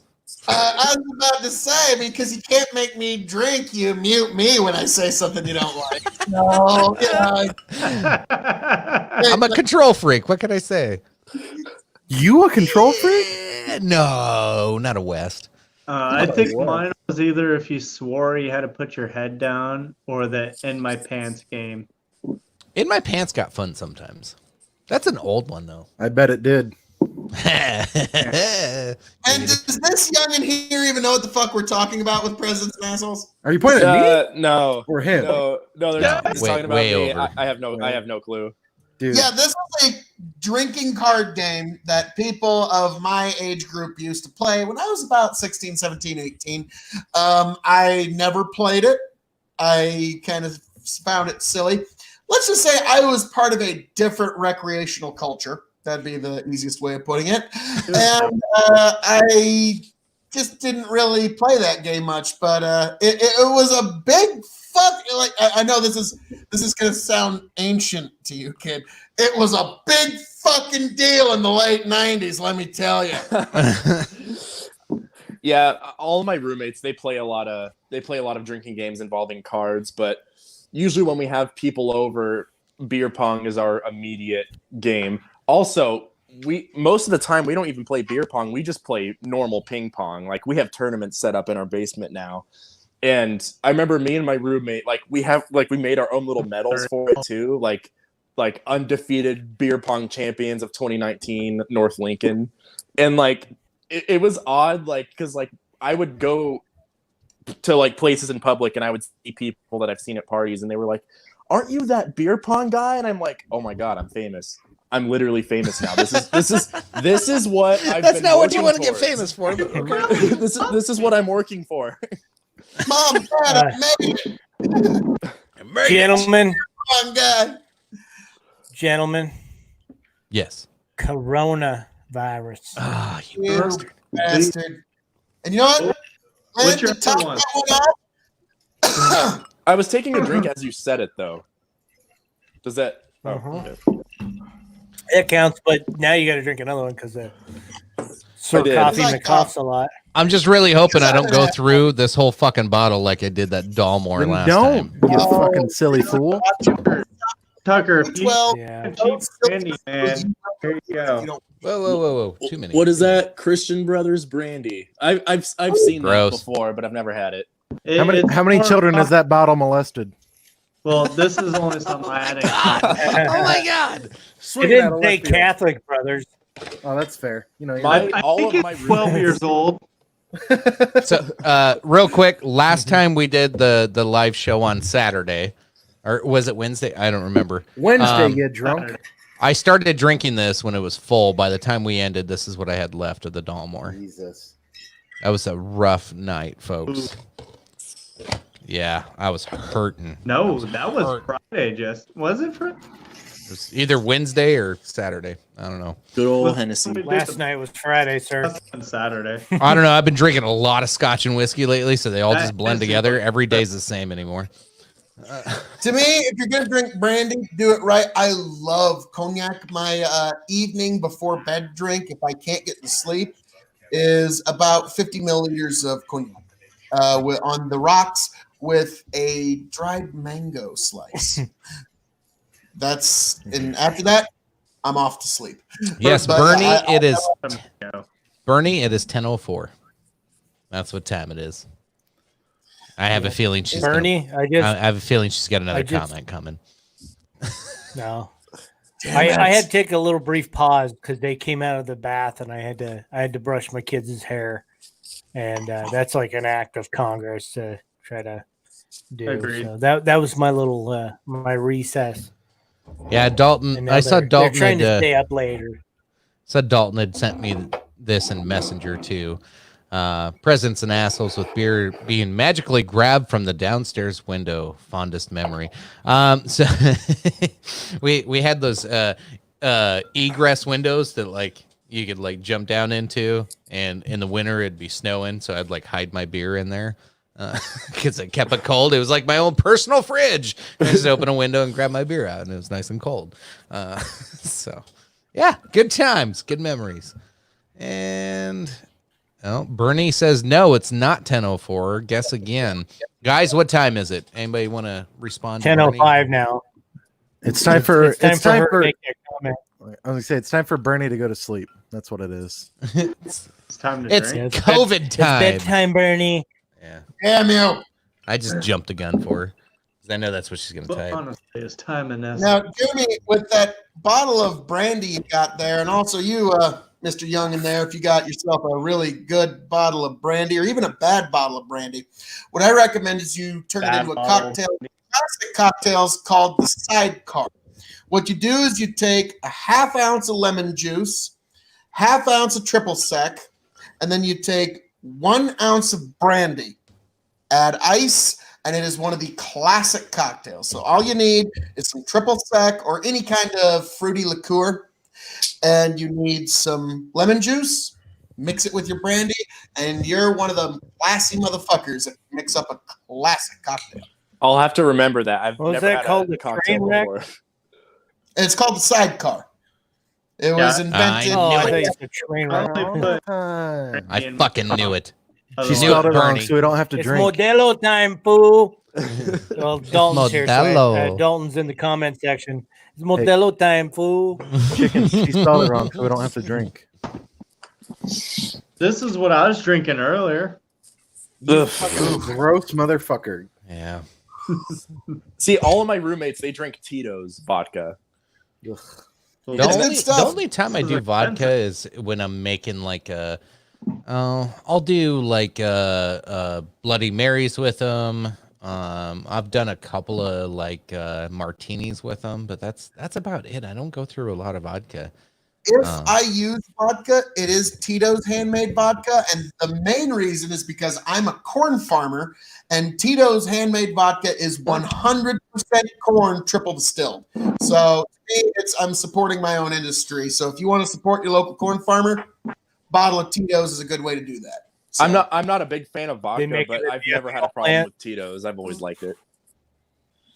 Ever What's had that, what, Lynn? It's vodka. They make that Tito's at the ethanol plant then, or Actually, that is the brilliance that Tito figured out. He just took ethanol, skipped the denaturing process, triple distilled it, calls it gluten free because just about every liquor is gluten No, free. yeah. That's fucking lazy now.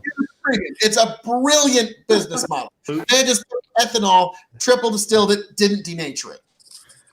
He sent all the gluten away where it can't not hurt us anymore. Yes. So is gluten a California thing? No, I mean, no. I No, it's understand an the actual concept an of actual gluten. thing, but it's just like it's ridiculous. But is it? It is and isn't. No, Sounds like a bunch of bullshit. gluten is it's almost like a So- binding agent in yeast and like other like bread and like carbohydrate products, but it's Oh, really fucking coughed. you fucking Man bitch. has existed eating gluten for millions of fucking years. But now Okay. they're allergic, Phil. We can't do it to them. Come on, Phil. If you have gluten, you're a terrorist. That's how it works. Let me tell you. We're gonna Let blame me it tell on you. gluten. Gluten is perfect. It's awesome. Everybody can have some gluten. It's Unless you're tremendous. allergic, don't have gluten. If you're allergic, It's tremendous. Guys, trust me, unless I you're will from tell you China. if we go If you're from live, China, why no the gluten. subject is post-traumatic, but no, just trust me.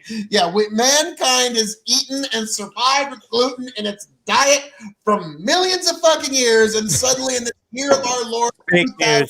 2018, Fake right news. now, we have this Fake news. out of nowhere. Now, yes, there are a few people that do have a celiac allergy. You're absolutely right. But it's like for every one that actually does, you have 1,000 that think they do because it's the latest diet trend. So, okay, diet over. I see you, Jeremy. I see you. Here's what happens with all these trends, real quick, and Bernie, you bastard. While everybody gets their drink on, Son of a- here's what happens with these diet trends: is you find somebody gets sick of something, like whether it be an allergy or diabetes or whatever the case may be, and diabetes. Wilford Brimley, you're on my death pool this year. But anyway, speaking of death pool, we'll get back to that. I'm sidetracking. What happens is people get sick and then they go on these special diets because they're either allergic or have a dietary restriction for whatever illness they have. And then all of a sudden they go, oh my God, I feel good. I lost a lot of weight. Everybody should do this. That's all it is. And everybody jumps on board. Guess what? Like when I was... Your head. Well, no, and it's not necessarily all in your head. It's your body says, hey, I'm getting sick because you treat me like shit. So now you have a disease, whether it be diabetes or whatever. Now you have to eat this way. And guess what? Then you lose a bunch of weight. And then all of a sudden somebody goes, being gluten-free, I lost a lot of weight. I feel great. Well, no, you were allergic to it and it made you a fat, plump piece of shit. So now you took it out of your diet. Now you're normal. So I think Let's count the idea that the minute somebody actually adopts any diet, regardless of what it is, that is the first time that they've taken the initiative to actually regulate their own consumption and intake. So Absolutely. regardless, if they Chicken. take any diet, pick one. So long as you start actually giving a shit and regulating what you intake, yes, you're going to see some positive results. But God damn it. go ahead, Lynn. Go ahead, Lynn. I think me and Phil are on the same. I think the next time you do any kind of tangent and you start talking about anything, you need to use that voice that you were doing. Oh my God, gluten free. Just do like a whole fucking commentary with that voice. I think It would be so special to hear you speak just like that in that same tone of voice. So- and Like just Jesus so Christ, funny. guys. Oh, is my tone that convincing? Can I sway people? You do. I quit gluten listening to you. Let me tell you about sugar. I think my favorite interaction I've seen is like most people don't understand like when they see the diet or whatever, like what they're actually cutting out. And I think one of my favorite interactions I've ever seen was you and Tony, or what you didn't say to Tony when he posted that he was going sugar free, whatever, and he posted the picture of like the bagel or like the burger or whatever it was. He's like, I I'm starting sent him a tonight. text. I go, dude, that's so. He's like carb free this month, and he sends a picture of fucking something totally loaded with carbs. I'm like, Yeah, Tony. no, he was doing sugar free or whatever, and he posted like the picture of the bagel or it was like a burger with buns on it still. And Chicken was like, Yeah. you know, bread has sugar in it, right, Tony? Like, I was like, fucking Christ, man. Like, that's literally all it is, though. Is like people are like, I'm doing this diet, and they don't get what the diet is. Calling Tony out. I'll call Tony out because that was fucking funny. I'm sugar free. Yeah. Bread has sugar, Tony. I've heard a non-alcoholic diet. This is non-alcoholic All vodka. I'm going to drink is scotch. Your body tells you is the right thing. Because here's a story I'm going to tell you, and this is true. Everything I'm going to tell you is true. There was a man who lived And Lewis Black also documented this, but this is all true. There's a man in Brooklyn, New York, who lived to be 115 years old. He quit smoking when he was 95 because he decided that was the time to stop. And then after that, he ate for 3 meals a day, bread fried in fat back, and 3.5 gallons of Thunderbird red wine a week. And he lives 115 years old. And like Lewis Black said in his comedy bit, if he would have talked to a doctor, that guy would have said, you need to start eating vegetables and walking every day, and he would have been dead in a fucking week. So you know what your body needs. Listen to it in that instance. And yeah, that guy, and I love his last line there. This man lived to be 115 years old in a borough in Brooklyn, New York, on what was essentially fucking rocket fuel. I think how much you actually masturbate. Who knows? And I love his last quote on Jackson. Why didn't he fry his bread in bacon grease rather than fat back? And he said bacon grease was too lean. Okay, exactly what his body needed to keep him going. What a fucking champion. What it is. Maybe it's fucking oranges or burritos or whatever the fuck. I don't know what yours is. You'll know it out there, folks, and you'll find it. Well, there's like some people who have a condition that their stomach, like, what's the word I'm looking for? Not fertilize. What? Fertilizer? Not fertilizer. No. What am I thinking of? Like stomach ulcers? Ferments. Yeah, it ferments bread in their stomach and creates alcohol. And so people will get drunk without having had a single drop. Sign me up. Right? But like people will like get arrested for like DUIs. It's like you literally blew over the limit. It's like I'm telling you, officer, I haven't had a single fucking drop. I don't know what you. I literally don't know what to tell you. Uber's making a off them. The breathalyzer. Yeah. God. I have so many comments that I can't say out live. No, go for it. Go. No. Not what's in my head right now. No. Go for it. Bite the bullet. This has a right to know. Come on, sir. No, boss. No, trust me. Phil, Phil, you know me when I say, even when I've had quite a bit of scotch, how much have I had? Almost a half a bottle. I'm getting close to the halfway mark. And I already know that it's a bad idea to make any type of joke about a certain race. Well, yeah, that's not a good thing. God. Now that we hear the setup, chickens are racist. That's confirmed. We heard it here first. No, okay, who hasn't had a racist joke ever? Nobody? Any of you? I'm sure Pucker has plenty of non-racist jokes that he shares. No, Tucker's good, but Pucker's an asshole. Yeah, Pucker's a real piece of shit. Yeah, I mean, yeah, I heard Pucker. Dude, Pucker. Yeah. I don't know what for, but yeah, fuck you. Yeah, Pucker vapes. That's Pucker so stupid. Jesus Christ. Oh wow! Hey, we got Jeremy G joining us. We got Jeremy Lennon joining the podcast. Yes, you are 100% right. Sugarades.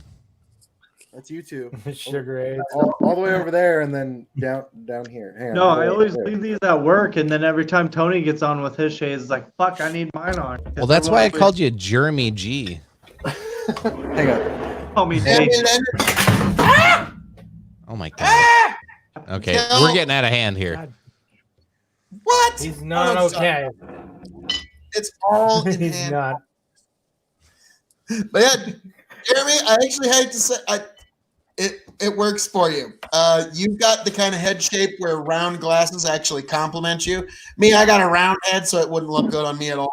So, but yeah, it actually works for you. You can pull off the John Lennon glasses. So well done. Hell yeah. Kevin had to go get shades. There it is.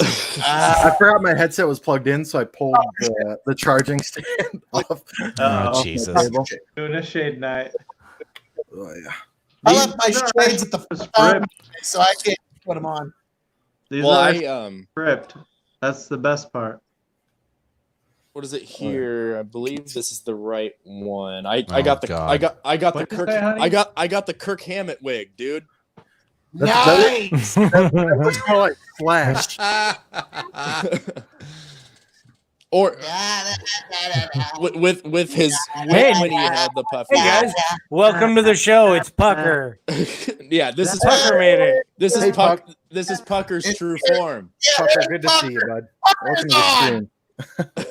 It's Hey, welcome to the show, Stunning- Pucker. Thank you. Thanks for having Pucker Stunningham. So, It's Pucker Now- Stunningham. Tucker, You're your stunning. good friend Tucker was telling us a story about you and how you were The one that thoroughly was- created one evening. Okay, now is this a true story, Pucker? Oh, it's definitely true.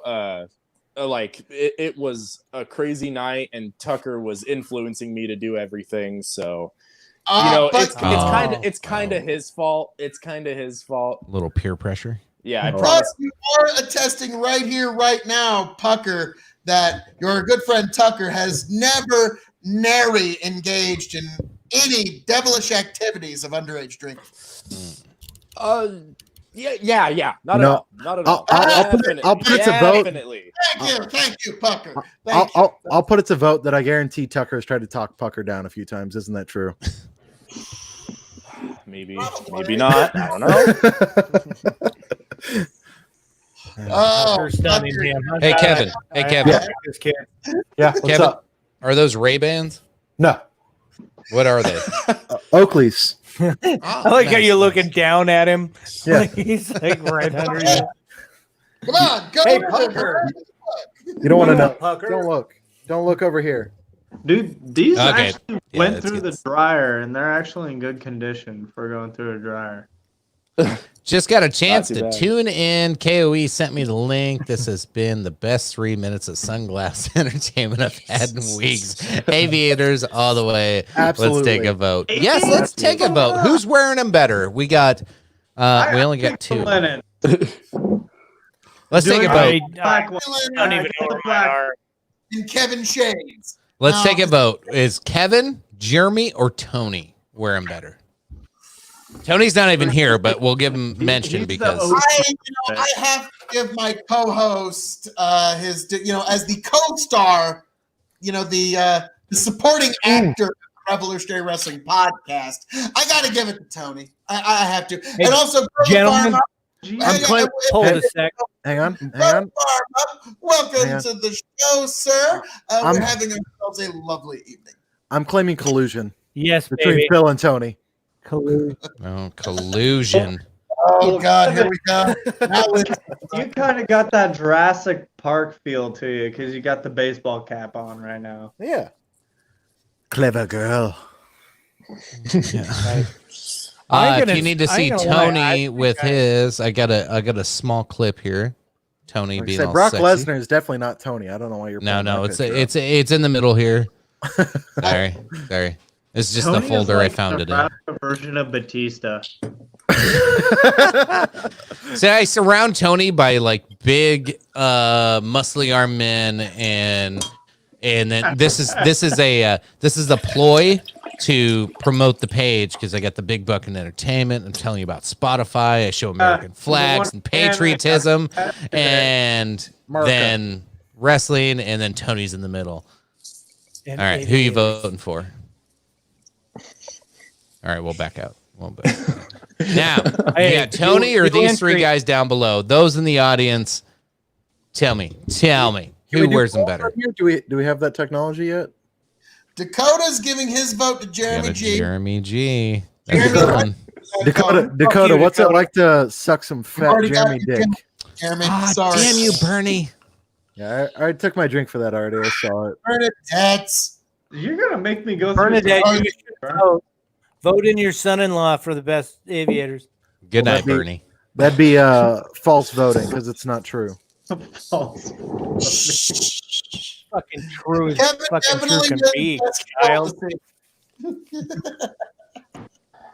Okay, now, which one of you guys have warranties on your glasses? Oh, there we go. I think okay. So I'm gonna vote. I'm gonna vote Kevin. I think Kevin's got he's got the look. I don't know, the ginger with the contrast. I think. Do Well, you know why? It's Do you know the why I facial pulled hair. you over? It's the facial hair that brings Kevin's We got to vote together. for Lynn. Oh, we got to vote for Lynn. I got a vote. That's a son-in-law. That's conflict of interest. That doesn't count. We got a Pre-Malone vote. Pre-Malone's not even in the show.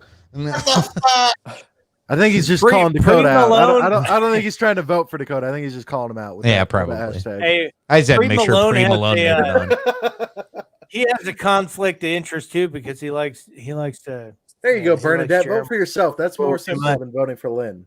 Yeah. Hey, Yes. Good nobody night, wants to hear Bernie. from you fucker. Good night, bro. So we got to vote for Jeremy. We got to vote for Lynn. And we got to vote for Kevin. So it comes down to you two fellas. Actually, no. That means Tony's losing.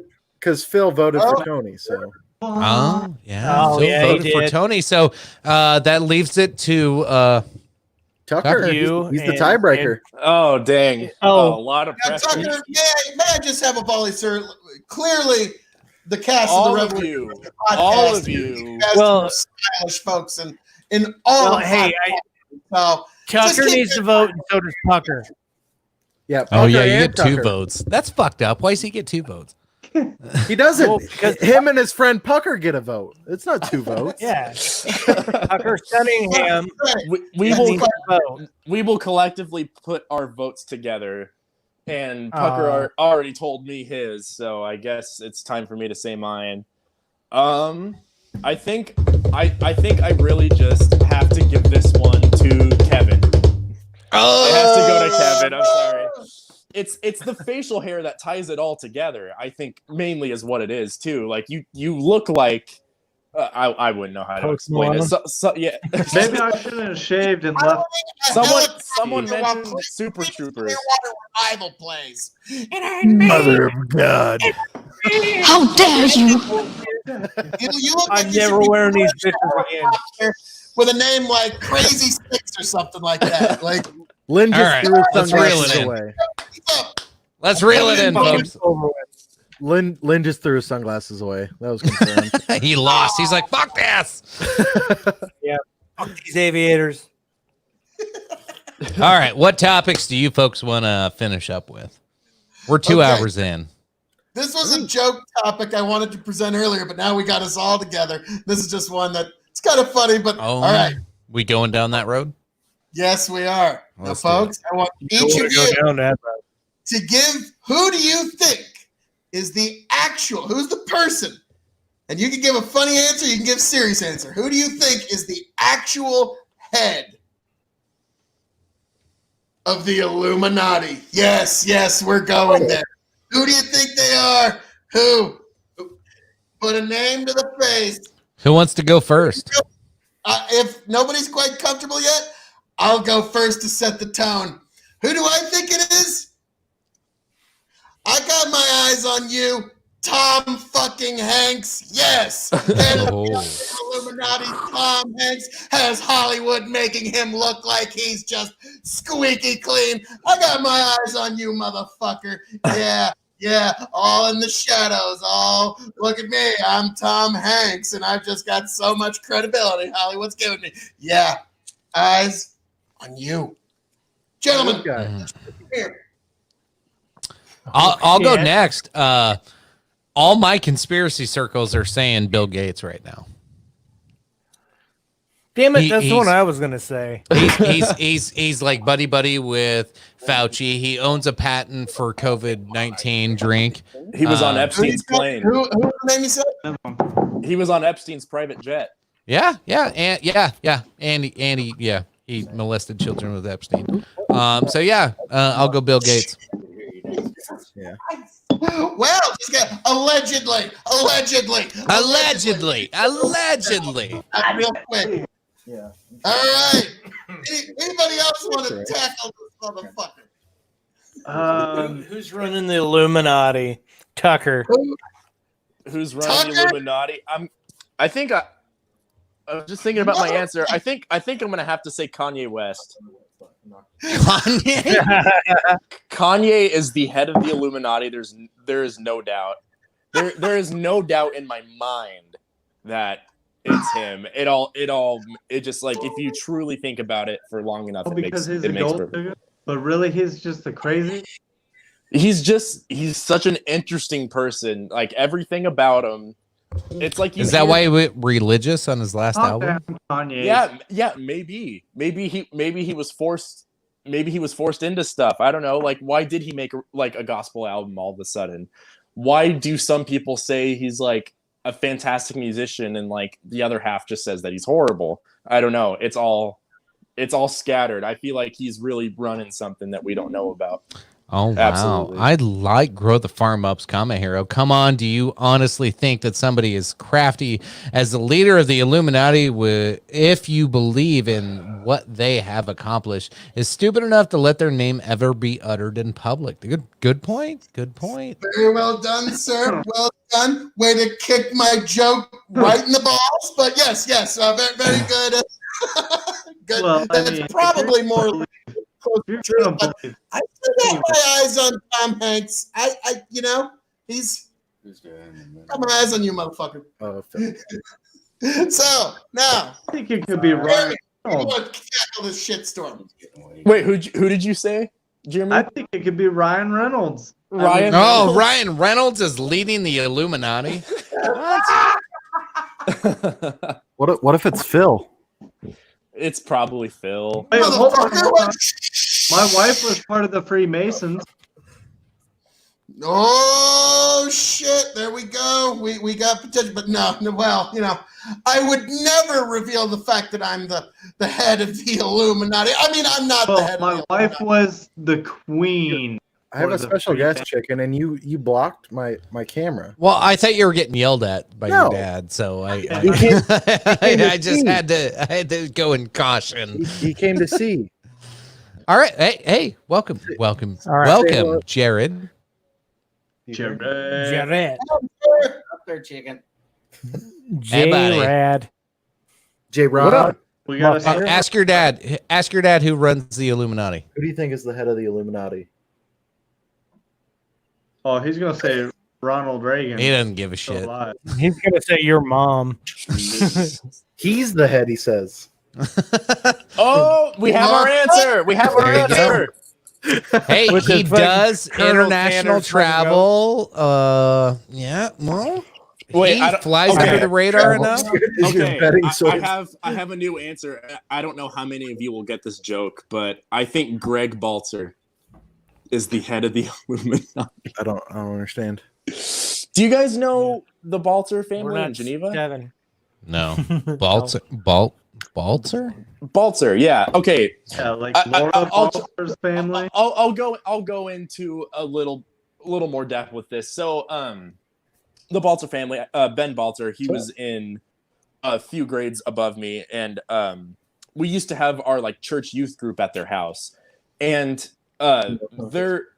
Greg Balzer, who is like he's the dad of Ben, like of the family, and he travels internationally. And I remember at youth group, we would all ask him, like, Greg, what do you do? And he would never give us a straight answer. So there's CIA. so he's like in the CIA, or he's either in the CIA or he's like the head of one of the biggest organizations in the world, and he just doesn't tell us about it. Because I remember our church had a youth group trip to Miami. That was our mission trip, and I remember we were just at this random park in like Key West, Florida, and Greg Balzer just showed up out of nowhere. He was just there, and he surprised everyone. And we're like, "What are you doing here? You weren't on our flight. You weren't on your flight. Were you going to one of your Illuminati meetings or something?" Like that was just kind of the running joke. He's part of the CIA or he's the head of the Illuminati. It's one of the two. You can't go anywhere else with it. Or maybe he's a marshal, an air marshal. Now, Possibly. gentlemen, I hate to say I've cracked the code. Grow the Farm Up. He's been leaving a lot of comments here, trying to throw us off of his trail. the actual head of the Illuminati is most likely Grow the Farm Up. We're on. Oh, Maybe it is him.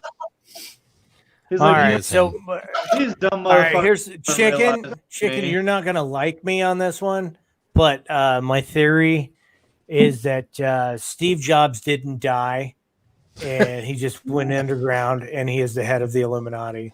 because that's you hate why- Apple that much. And he Because he my puts phone the works so much better than yours. You got to throw subliminal Steve Jobs messages. under the bus. subliminal messages while you're sleeping. This is buy my products. Subliminal Suck Apple's dick. messages. Suck Apple's dick. You must suck Apple's dick. No, because Lynn And can't you're like- figure you out wake how to up and you're like, mute. oh, Lynn can't let's figure out fuck how to Apple. mute his phone through a podcast, and so he blames it on Steve Jobs being the head of Illuminati. Yeah, So because I have one button to mute everything on my phone, and you have to like unmute. You I'm have to using mute a like PC, 5 things by the way. apparently. Because I'm not using my phone. Apple rocks. Fuck you. I'm Fuck not you, using my Android. phone. I will give you this. Steve Jobs is an incredible mind and an incredible creator, but his big problem was he never Not a lost phone. the environment of creativity because he was so scatterbrained. He'd look at the same product and within 10 minutes go, "This is a complete piece of shit. This is the greatest thing of all time." And now that he's gone, there's not going to be anybody else to have that same creative wave that he has. So you're just going to get iPhone 8, 9, 10, 11, 12, iPad 15, 16, 17, 18. And that's what is going to be now that this Nice. creative has gone. Well, you got to look at it this way. iPhones are like, they're like Harleys of, bikes. It's just the name brand. Chicken, your retort, sir. Oh, defender of Apple. No, they are totally different because just the operating system. You can't say that. It's like it's driving. Okay, let's say it's driving a semi versus a truck, like just a regular pickup truck. It's totally two different operating systems. Like it is. You can't compare the two. They're totally different things. As But an one has iPhone their owner, advantages. Go ahead, Tuck. No, I was gonna say I was trying to listen to what Jeremy was saying, but I was gonna say as an iPhone owner, I can admit that like Androids are more. I would say they're more versatile, but I switched to iPhone 2-3 years ago. I've always been a big Android Because guy. you're a But very smart man. yeah. Oh, sure. Maybe. Honey, I don't where's know. your iPhone? Can I body slam it on the ground? Anyway, why'd you switch? Well, just because like I won't lie, just in My my friend opinion, had I one. think iPhone has always had the upper hand with camera quality. Oh God. And I like to take a lot of pictures of like random things all the time. That's just how I operate. And I use Snapchat because that's what all the younglings use to communicate. So They didn't I thought it was have TikTok now. on the The camera. Illuminati. I hate TikTok, Very nice. man. I cannot stand TikTok. Due to the So- fact, that whole widescreen thing they came out with on iPhone, the whole dual camera. Yeah, well, I So have I got a the- Moto X that is like 5 years old, and it's had that. All right. But have you ever seen pictures Hello, taken by Moto. the because I have the newest iPhone. I have the 11 Pro Max, I think is what Yeah, it's my called. wife has one, and we don't get shit for service here for Hang it. on. No, Hang on. and it has Well, that's a three- provider it has- issue. Yeah. Yeah. That I don't know if that's the phone. Well, even that. With- Even when she was through Verizon, and we even switched it over to Straight Talk like I do. It's just I don't know. With your That's definitely a provider issue. You can't blame I that don't on got the no phone. problems. With I got your- a Motorola, but wait, all cell towers are pretty much built by Motorola, so I ain't gotta worry. No, they're not. with Most? your What's claims Brett about Delay gonna say? US Cellular, I think, is the big one. with your right claims next to about Verizon. Motorola or Samsung or whoever else having stuff first, like it still doesn't deter from the fact that Samsung's camera pictures and quality of that nature for that specific thing still looks like a bank security cam from like 1990. You're not wrong, it's Kevin. and this is an issue on several subjects when it comes to like cross platforming. Samsung and iPhone like try to encode shit differently. So like when I send Lynn a picture that looks amazing on my phone, it looks like shit on his, and he sends me one from his Samsung to my iPhone, and it looks like shit on mine because the cross-platforming just they do a terrible job on purpose because they want me to look at that and go, oh my god, he doesn't have an iPhone. and then Samsung wants to do the same. Samsung's like, I want him to know he doesn't have a fucking smugness. So when iPhone, they both have smugness. They both have smugness. You can't fucking deny it. Quit fucking denying the fucking multi-smugness. It goes both ways, dick. When iPhone photos go from 4K to 1080, everyone go both complains, ways. but Samsung photos go from 720 to 480, and iPhone's like, well, yeah, Samsung sucks, and it's because their photos do suck. Dakota, hold on. I gotta call Dakota out. Fuck you, Dakota. You fucking post TikTok videos in our group chats all the fucking time. I think TikTok, and he's trying to mock Tucker about it. Dude. Oh, he was mocking Tucker. Yeah. Grow the farm up. Small batch of bourbon you're drinking tonight, sir. I have never seen a single TikTok.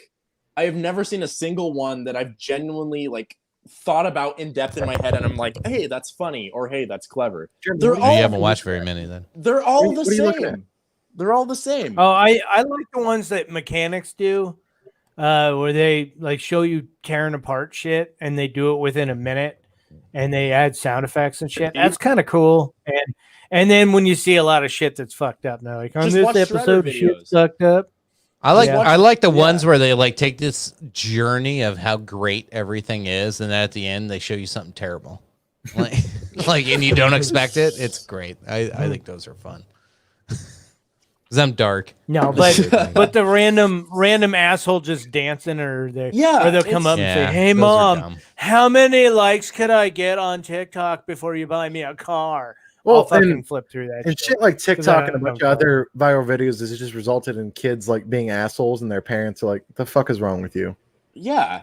Like honestly, like the kids that are on TikTok, they're like where they go to like rude to their parents. Where they go to like pour like the shit into this the cup or whatever, and it just keeps overflowing, and they keep pouring, and their parents like, "Hey Jeremy, what the fuck's wrong with you?" Yeah, like, exactly. How is that fucking funny? Like it's not fucking funny. And then that video gets like 2 million views. It's like, what the hell? It just, I don't know.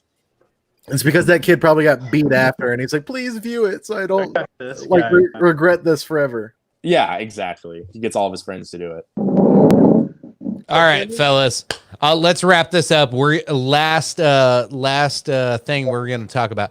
Favorite band of all time. Ooh. Jeremy, that's good. You start. It's gonna have to be Phil Collins or Genesis. Nice. I did not see that coming. Yeah. Oh yeah. That was a curveball there. Line of Confusion's my favorite. I didn't know Sega had a band. That's weird. I had to. It was an age thing, right? Yeah, some air horns. Well, okay. Well, then, Kevin, what's your favorite band of all time? A Day to Remember. Ew. I don't remember him. Yeah, what day was that? Thursday. Yeah, mine was a lame joke, but Is that when I was trying to get changed? Did you see what your wife said? no. Hammer says her favorite band is whatever Lynn hates the most. 3 Doors Down. Oh yeah. Oh shit! She loves the Nickelback. Creed. She loves the Nickelback. She loves Def Leppard. She loves Creed. Canadian dude still with us from start to end. Canadian dude. I will do a COVID for you, sir. Do a drink for Canadian dude. COVID for Canadian man. Yeah, that's 2 COVIDs. 3. That's 3. I'm getting there. Let's make it 4. Yeah, he coughed. You motherfucker. One more. I would say my favorite bands of all time. It's 2. It's a dead tie. First one, Smashing Pumpkins. Fucking love the Smashing Pumpkins. They're just all thank you, sir. Thank you. Absolutely. And then the second one is a lesser known band, but every time they come anywhere within 200 miles of where I'm standing, me and my younger brother go to see them.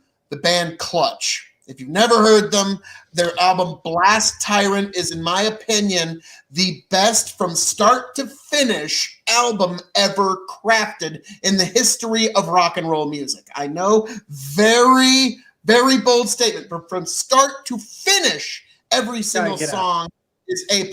Phil, Yeah. Phil, I don't want to shit on your selection of Smashing Pumpkins, but everything before Melancholy, I like. Melancholy and Beyond fucking sucked. I love Melancholy. I will share Phil's appreciation for Clutch. Well, it's a vampire. So I'm gonna have to look into that Clutch. Clutch isn't bad. And now I have to mute Phil. Here we go. Second time. Okay. He's done. All right, sorry. I thought you were gonna do the like he talked about making it like a cowbell thing where every now and then he just like violently shake it at me. Just to annoy you. Yeah, we need more cowbell. Yeah, exactly. And the only cure is more cowbell. No, I appreciate his mention of Clutch there. Phil, I mentioned to you a few years back. I don't know if you remember. I don't even remember how I ended up. I ended up with one of your CDs of Clutch, and I just happened to pop it in while I was driving one day, and I was like, "That's actually pretty decent shit." Like, nobody knows who Clutch is, but it's pretty decent. Like, it's not my favorite, but it's pretty good. It's pretty goddamn good. Yeah, it's just one. Maybe it's just because me and my younger brother. It's the one band that we really connect on. Like, even if like he and I are having a bad argument, we'll still talk about a Clutch song, and then suddenly things will get better from there. And we catch them if they're anywhere within 200 miles of here. We catch them every time, and they put on a hell of a fucking show every time they get on stage. So, all right. Lynn, favorite band all time. Dirt Fed. His is Volbeat. We all know it. Hey, No, look of all time. It's Metallica. Fucking Metallica. Yeah. All fucking day, every day. No fucking ands, ifs, or buts. Metallica, hands down, best band to ever fucking walk the fucking face of the earth. Damn. Prove me wrong, bitches. Damn. Lynn just did the fuck you changed my mind. Like, money numbers do kind of bear that out. Lynn's going full Crowder right now. Fucking statistically, record sales as far as I mean, there's a few that beat them.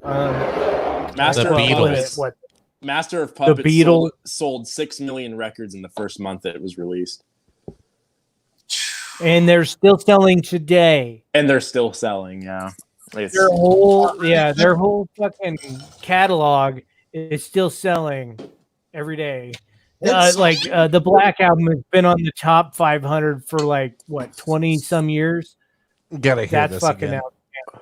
Yeah, in terms of commercial success as a rock and roll band, it's very hard to dispute your pick there, Lynn. Like, it's like every fucking concert they've had since 90-1 has been sold out. Yeah. And Lynn, when you and me and my dad went to, and Selena, we all went to Denver to see them at the Bronco Stadium. Like, at that time, I mean, like, even now, like, obviously they're old, like, they're all in their late 50s, almost 60 now. They still put on one of the best shows I've ever seen. Yeah. It was like, all right, so Canadian dude, Saint Anger sucked. That's what dude, Saint Anger was dog shit, but you know what? What the worst. The worst Metallica album still 20 times better than anything fucking Nickelback ever did.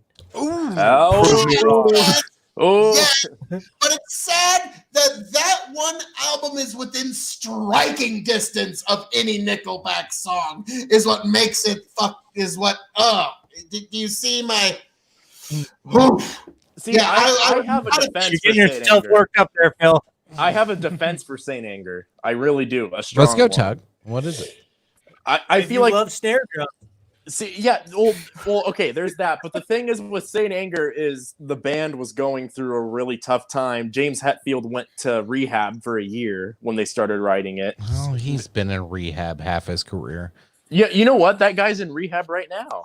I know. Yeah, he's either just getting out or he's in still. Yeah. Yeah, but like the band was unstable at the time, and it took them years to write that album. And they tried to do the best they could at the time, and they just couldn't. But see, the thing is with me is documentary. Yeah, some kind of monster documentary. It's solid. Yeah, that documentary. All right, so they let you know. They're like, so we don't think that there should be any room in this album for guitar solos. And Kirk Hammett's like, but that's what I do. And they're like, we're not going to do that now. Yeah, all the popular bands they don't do guitar solos anymore. Just look at Korn and whatnot. And he's like, and Hammett's like, that's me. That's what I bring to the table here. And they're like, nah, fuck you, Kirk.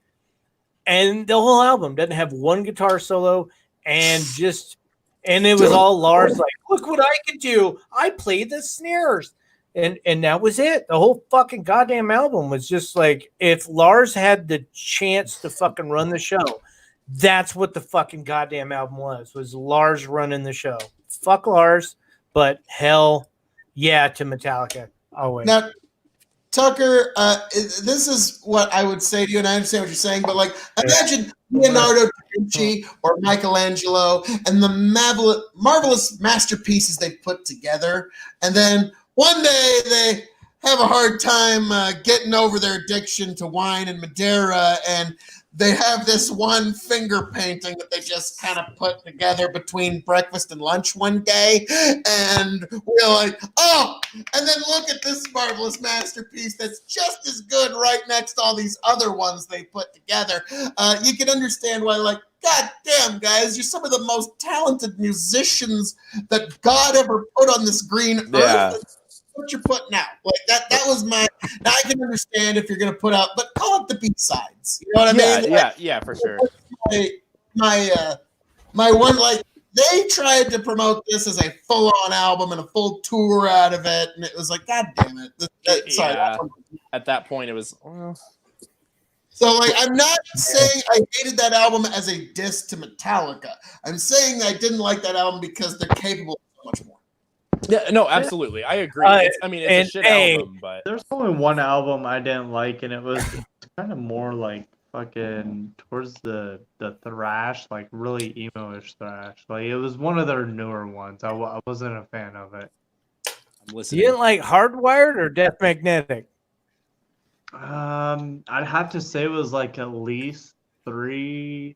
Well, he doesn't know which one, so it doesn't count. There, I mean, okay. Listen, Death Magnetic was badass. It was so many good songs on there. It was just badly produced, and that's why it gets so much hate. Because Rick Rubin produced it, and he's notoriously known for fucking up albums.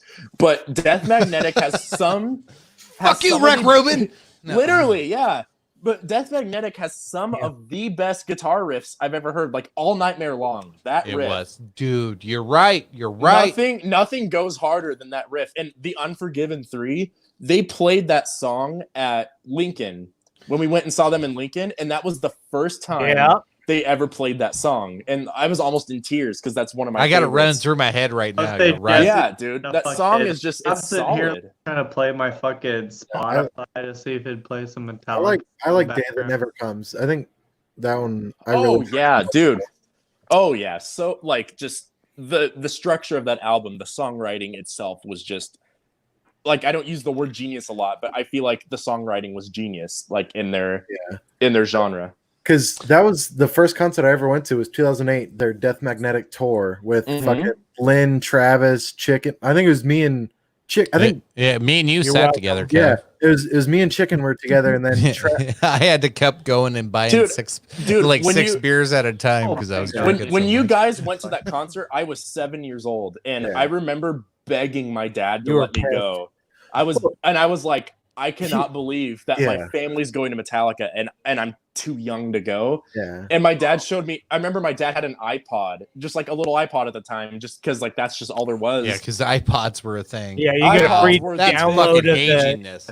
And he Yeah, had, you got an MP3 of the show when you were done. yeah. You got a free Yeah. MP3. and he had all the recordings of the show, Yeah. and the fucking sword opened for them, and I loved the sword. I haven't seen the sword. They're fucking awesome, dude. What the Dude, fuck? they put on such good shows, and like they just I, like the Down simplicity. I love that entire Down concert. was trash. Be like The sword, you like Clutch. Clutch Blast Tyrant. That is the album you need to check out. Okay, Trust but me. when me and my dad and Lynn and Selena went to Denver to see Metallica, Avenged Sevenfold and Volbeat opened for them. That was a good show. That was a really good show. Yeah. Oh yeah. Like I've never been the biggest A7X fan, but that show was great. They just put on a good performance. Yeah, I It mean, was. dude, I would love to shit on Avenged Sevenfold all fucking day long. So But would they I. Lynn sounded hates Avenged Sevenfold. amazing.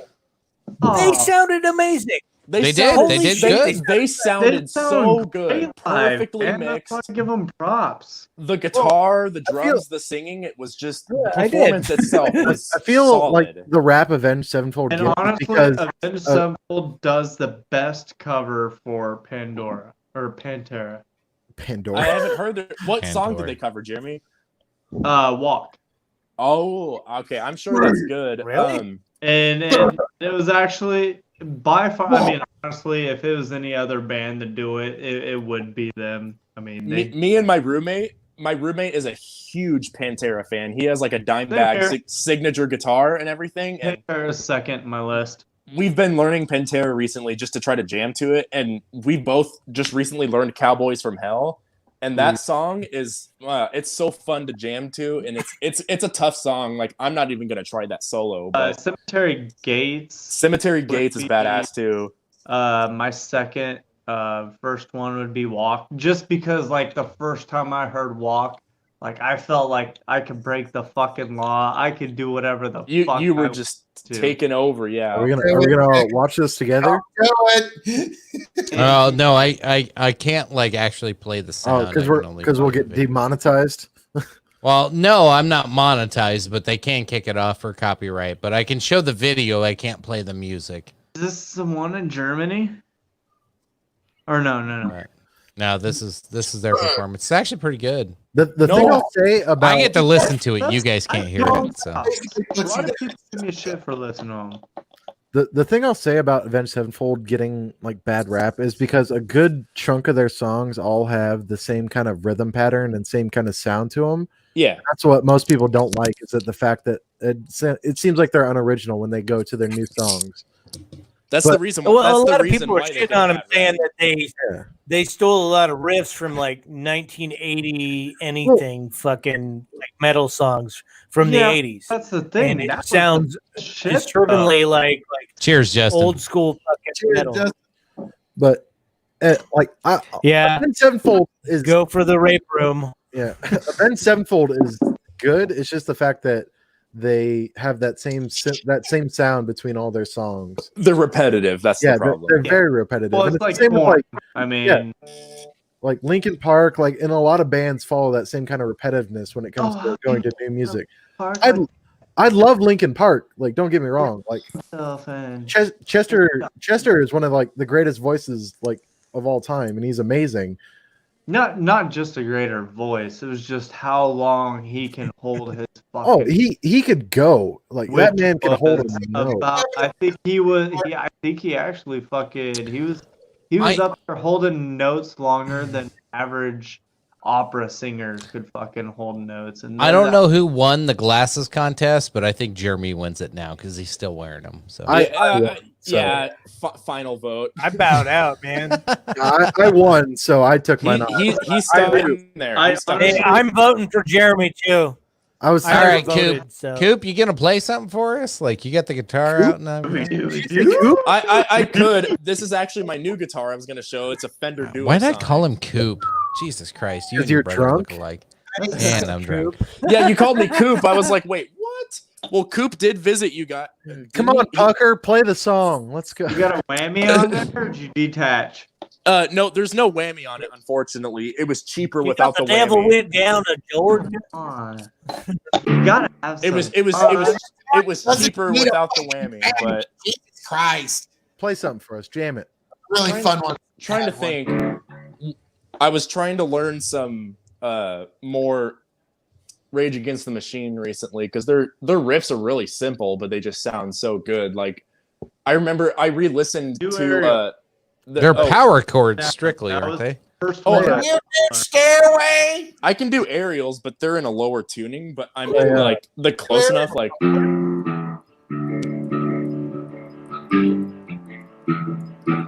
It's simple.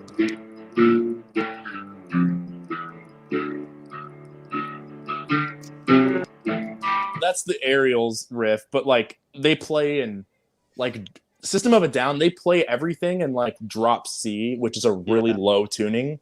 Like to the point where your strings almost rattle. So like, but yeah, I have it in drop D because I was trying to learn Rage Against the Machine, and their riffs, like, they're easy and they're so cool. Like,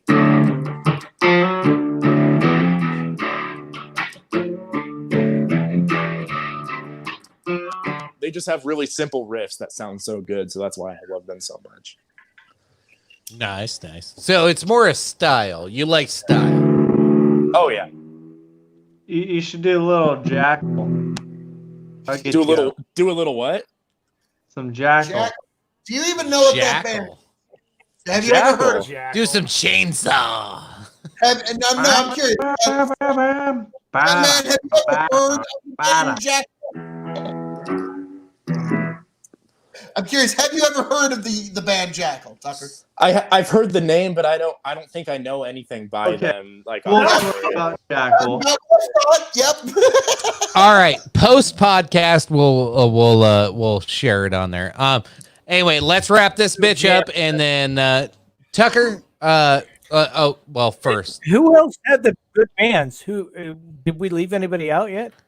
it was just me and Tucker left, and obviously, I don't think I need to promote anymore now. Yeah.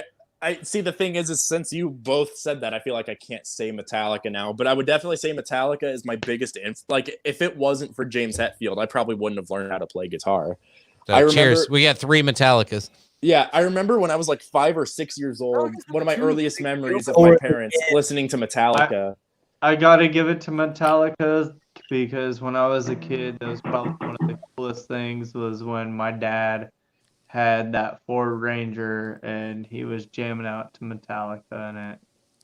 Tucker? That Ford Ranger. I remember when I was younger, my dad, I was really young, maybe like 3 or 4. It's one of my earliest memories. I remember my dad, he was just at his computer and he played the opening, like on his computer from some app, he played the opening riff to Master of Puppets.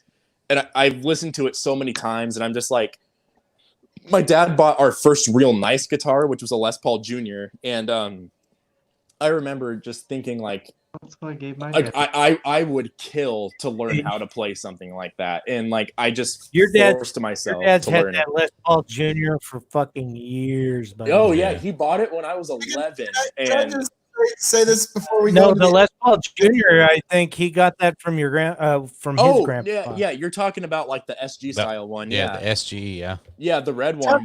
We still have that guitar. It's still at home. We have it locked up because we don't want it touched. But this is gonna blow your mind, Tucker. Play But that Tucker all the time.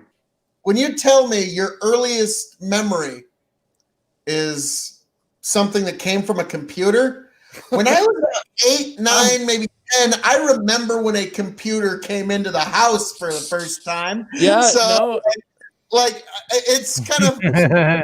Yeah, Dude, I remember getting LimeWire and downloading a 3 megabyte song for 4 hours to give my computer age just to not get the right song. See, I can't even say I Yeah. remember LimeWire. I had to go to friends' houses that had He ended more up with Britney Spears. to get them. Yeah. You download like Metallica and it's like Britney Spears, like Toxic somehow. Tucker's just like, "Gee, aw." I was gonna play a riff for Lynn because we're both pretty big Ghost fans. That was one of my first real concerts. On my birthday, we went to go. It was my 16th. Easiest Was that one is if no you have doubt you and no, it's Ritual. Yeah. Yeah. You were playing Ritual. Grow the farm up. That is our Yeah. beautiful cousin and nephew and family member Tucker, and he is a talented guitar artist. Tucker, if you want to self shame and post, So throw your real Instagram out quick, there, real quick. go ahead. Like, share, subscribe, folks. We're gonna wrap this bitch up. Yeah. Tucker, I want you to round out the night. Play us a fucking badass jam. We're gonna get off here. I will post a link to a post show. We're gonna have a virtual bar set up. If you'd like to join us, I'll have a Zoom room that I'll post in the comments of both YouTube and Facebook. Appreciate you. Love you as always. Bye. All right. I'm gonna close. This was a good talk. I'll close this night out with some Eruption if I can. If I can. After you turn that computer back to your face. Subscribe Yeah. to the Revolution Wrestling Yeah. Podcast. Like, share, subscribe to the Your Phil. camera keeps. Oh, it There it fell. goes. We'll figure it out. Oh, It's okay. no. We'll figure it out. I've had to take my webcam Lamp. down like I love 3 lamp. times. I love Lamp. Whoa, that's loud. KO signing off and handing it off. This has been a fun ass time, man. It's been pretty goddamn fun tonight. All right. Tell me if you guys can hear this well enough. Like if it's good. Yeah. Is that good? All right. Let me see. Oh yeah. All right. I'm just gonna remove all of us slowly.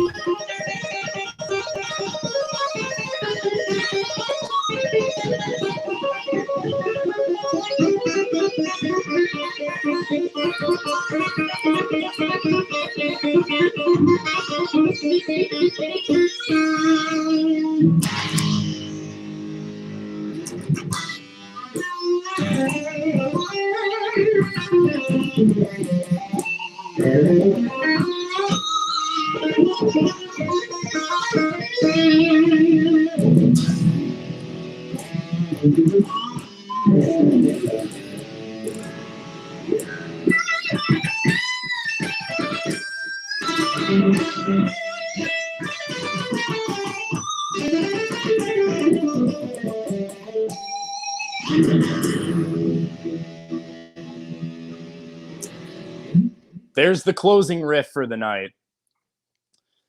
And Tucker, appreciate it, brother. I just No posted problem. just posted the Zoom link for our virtual bar for the post show.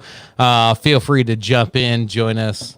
Tucker, appreciate it. Everybody that joined us No tonight. problem. Love you. Phil, Lynn, Kevin, Coonert, Tucker. Awesome show. Good night, guys. Thank you. We'll see Good y'all in the virtual bar. Good night.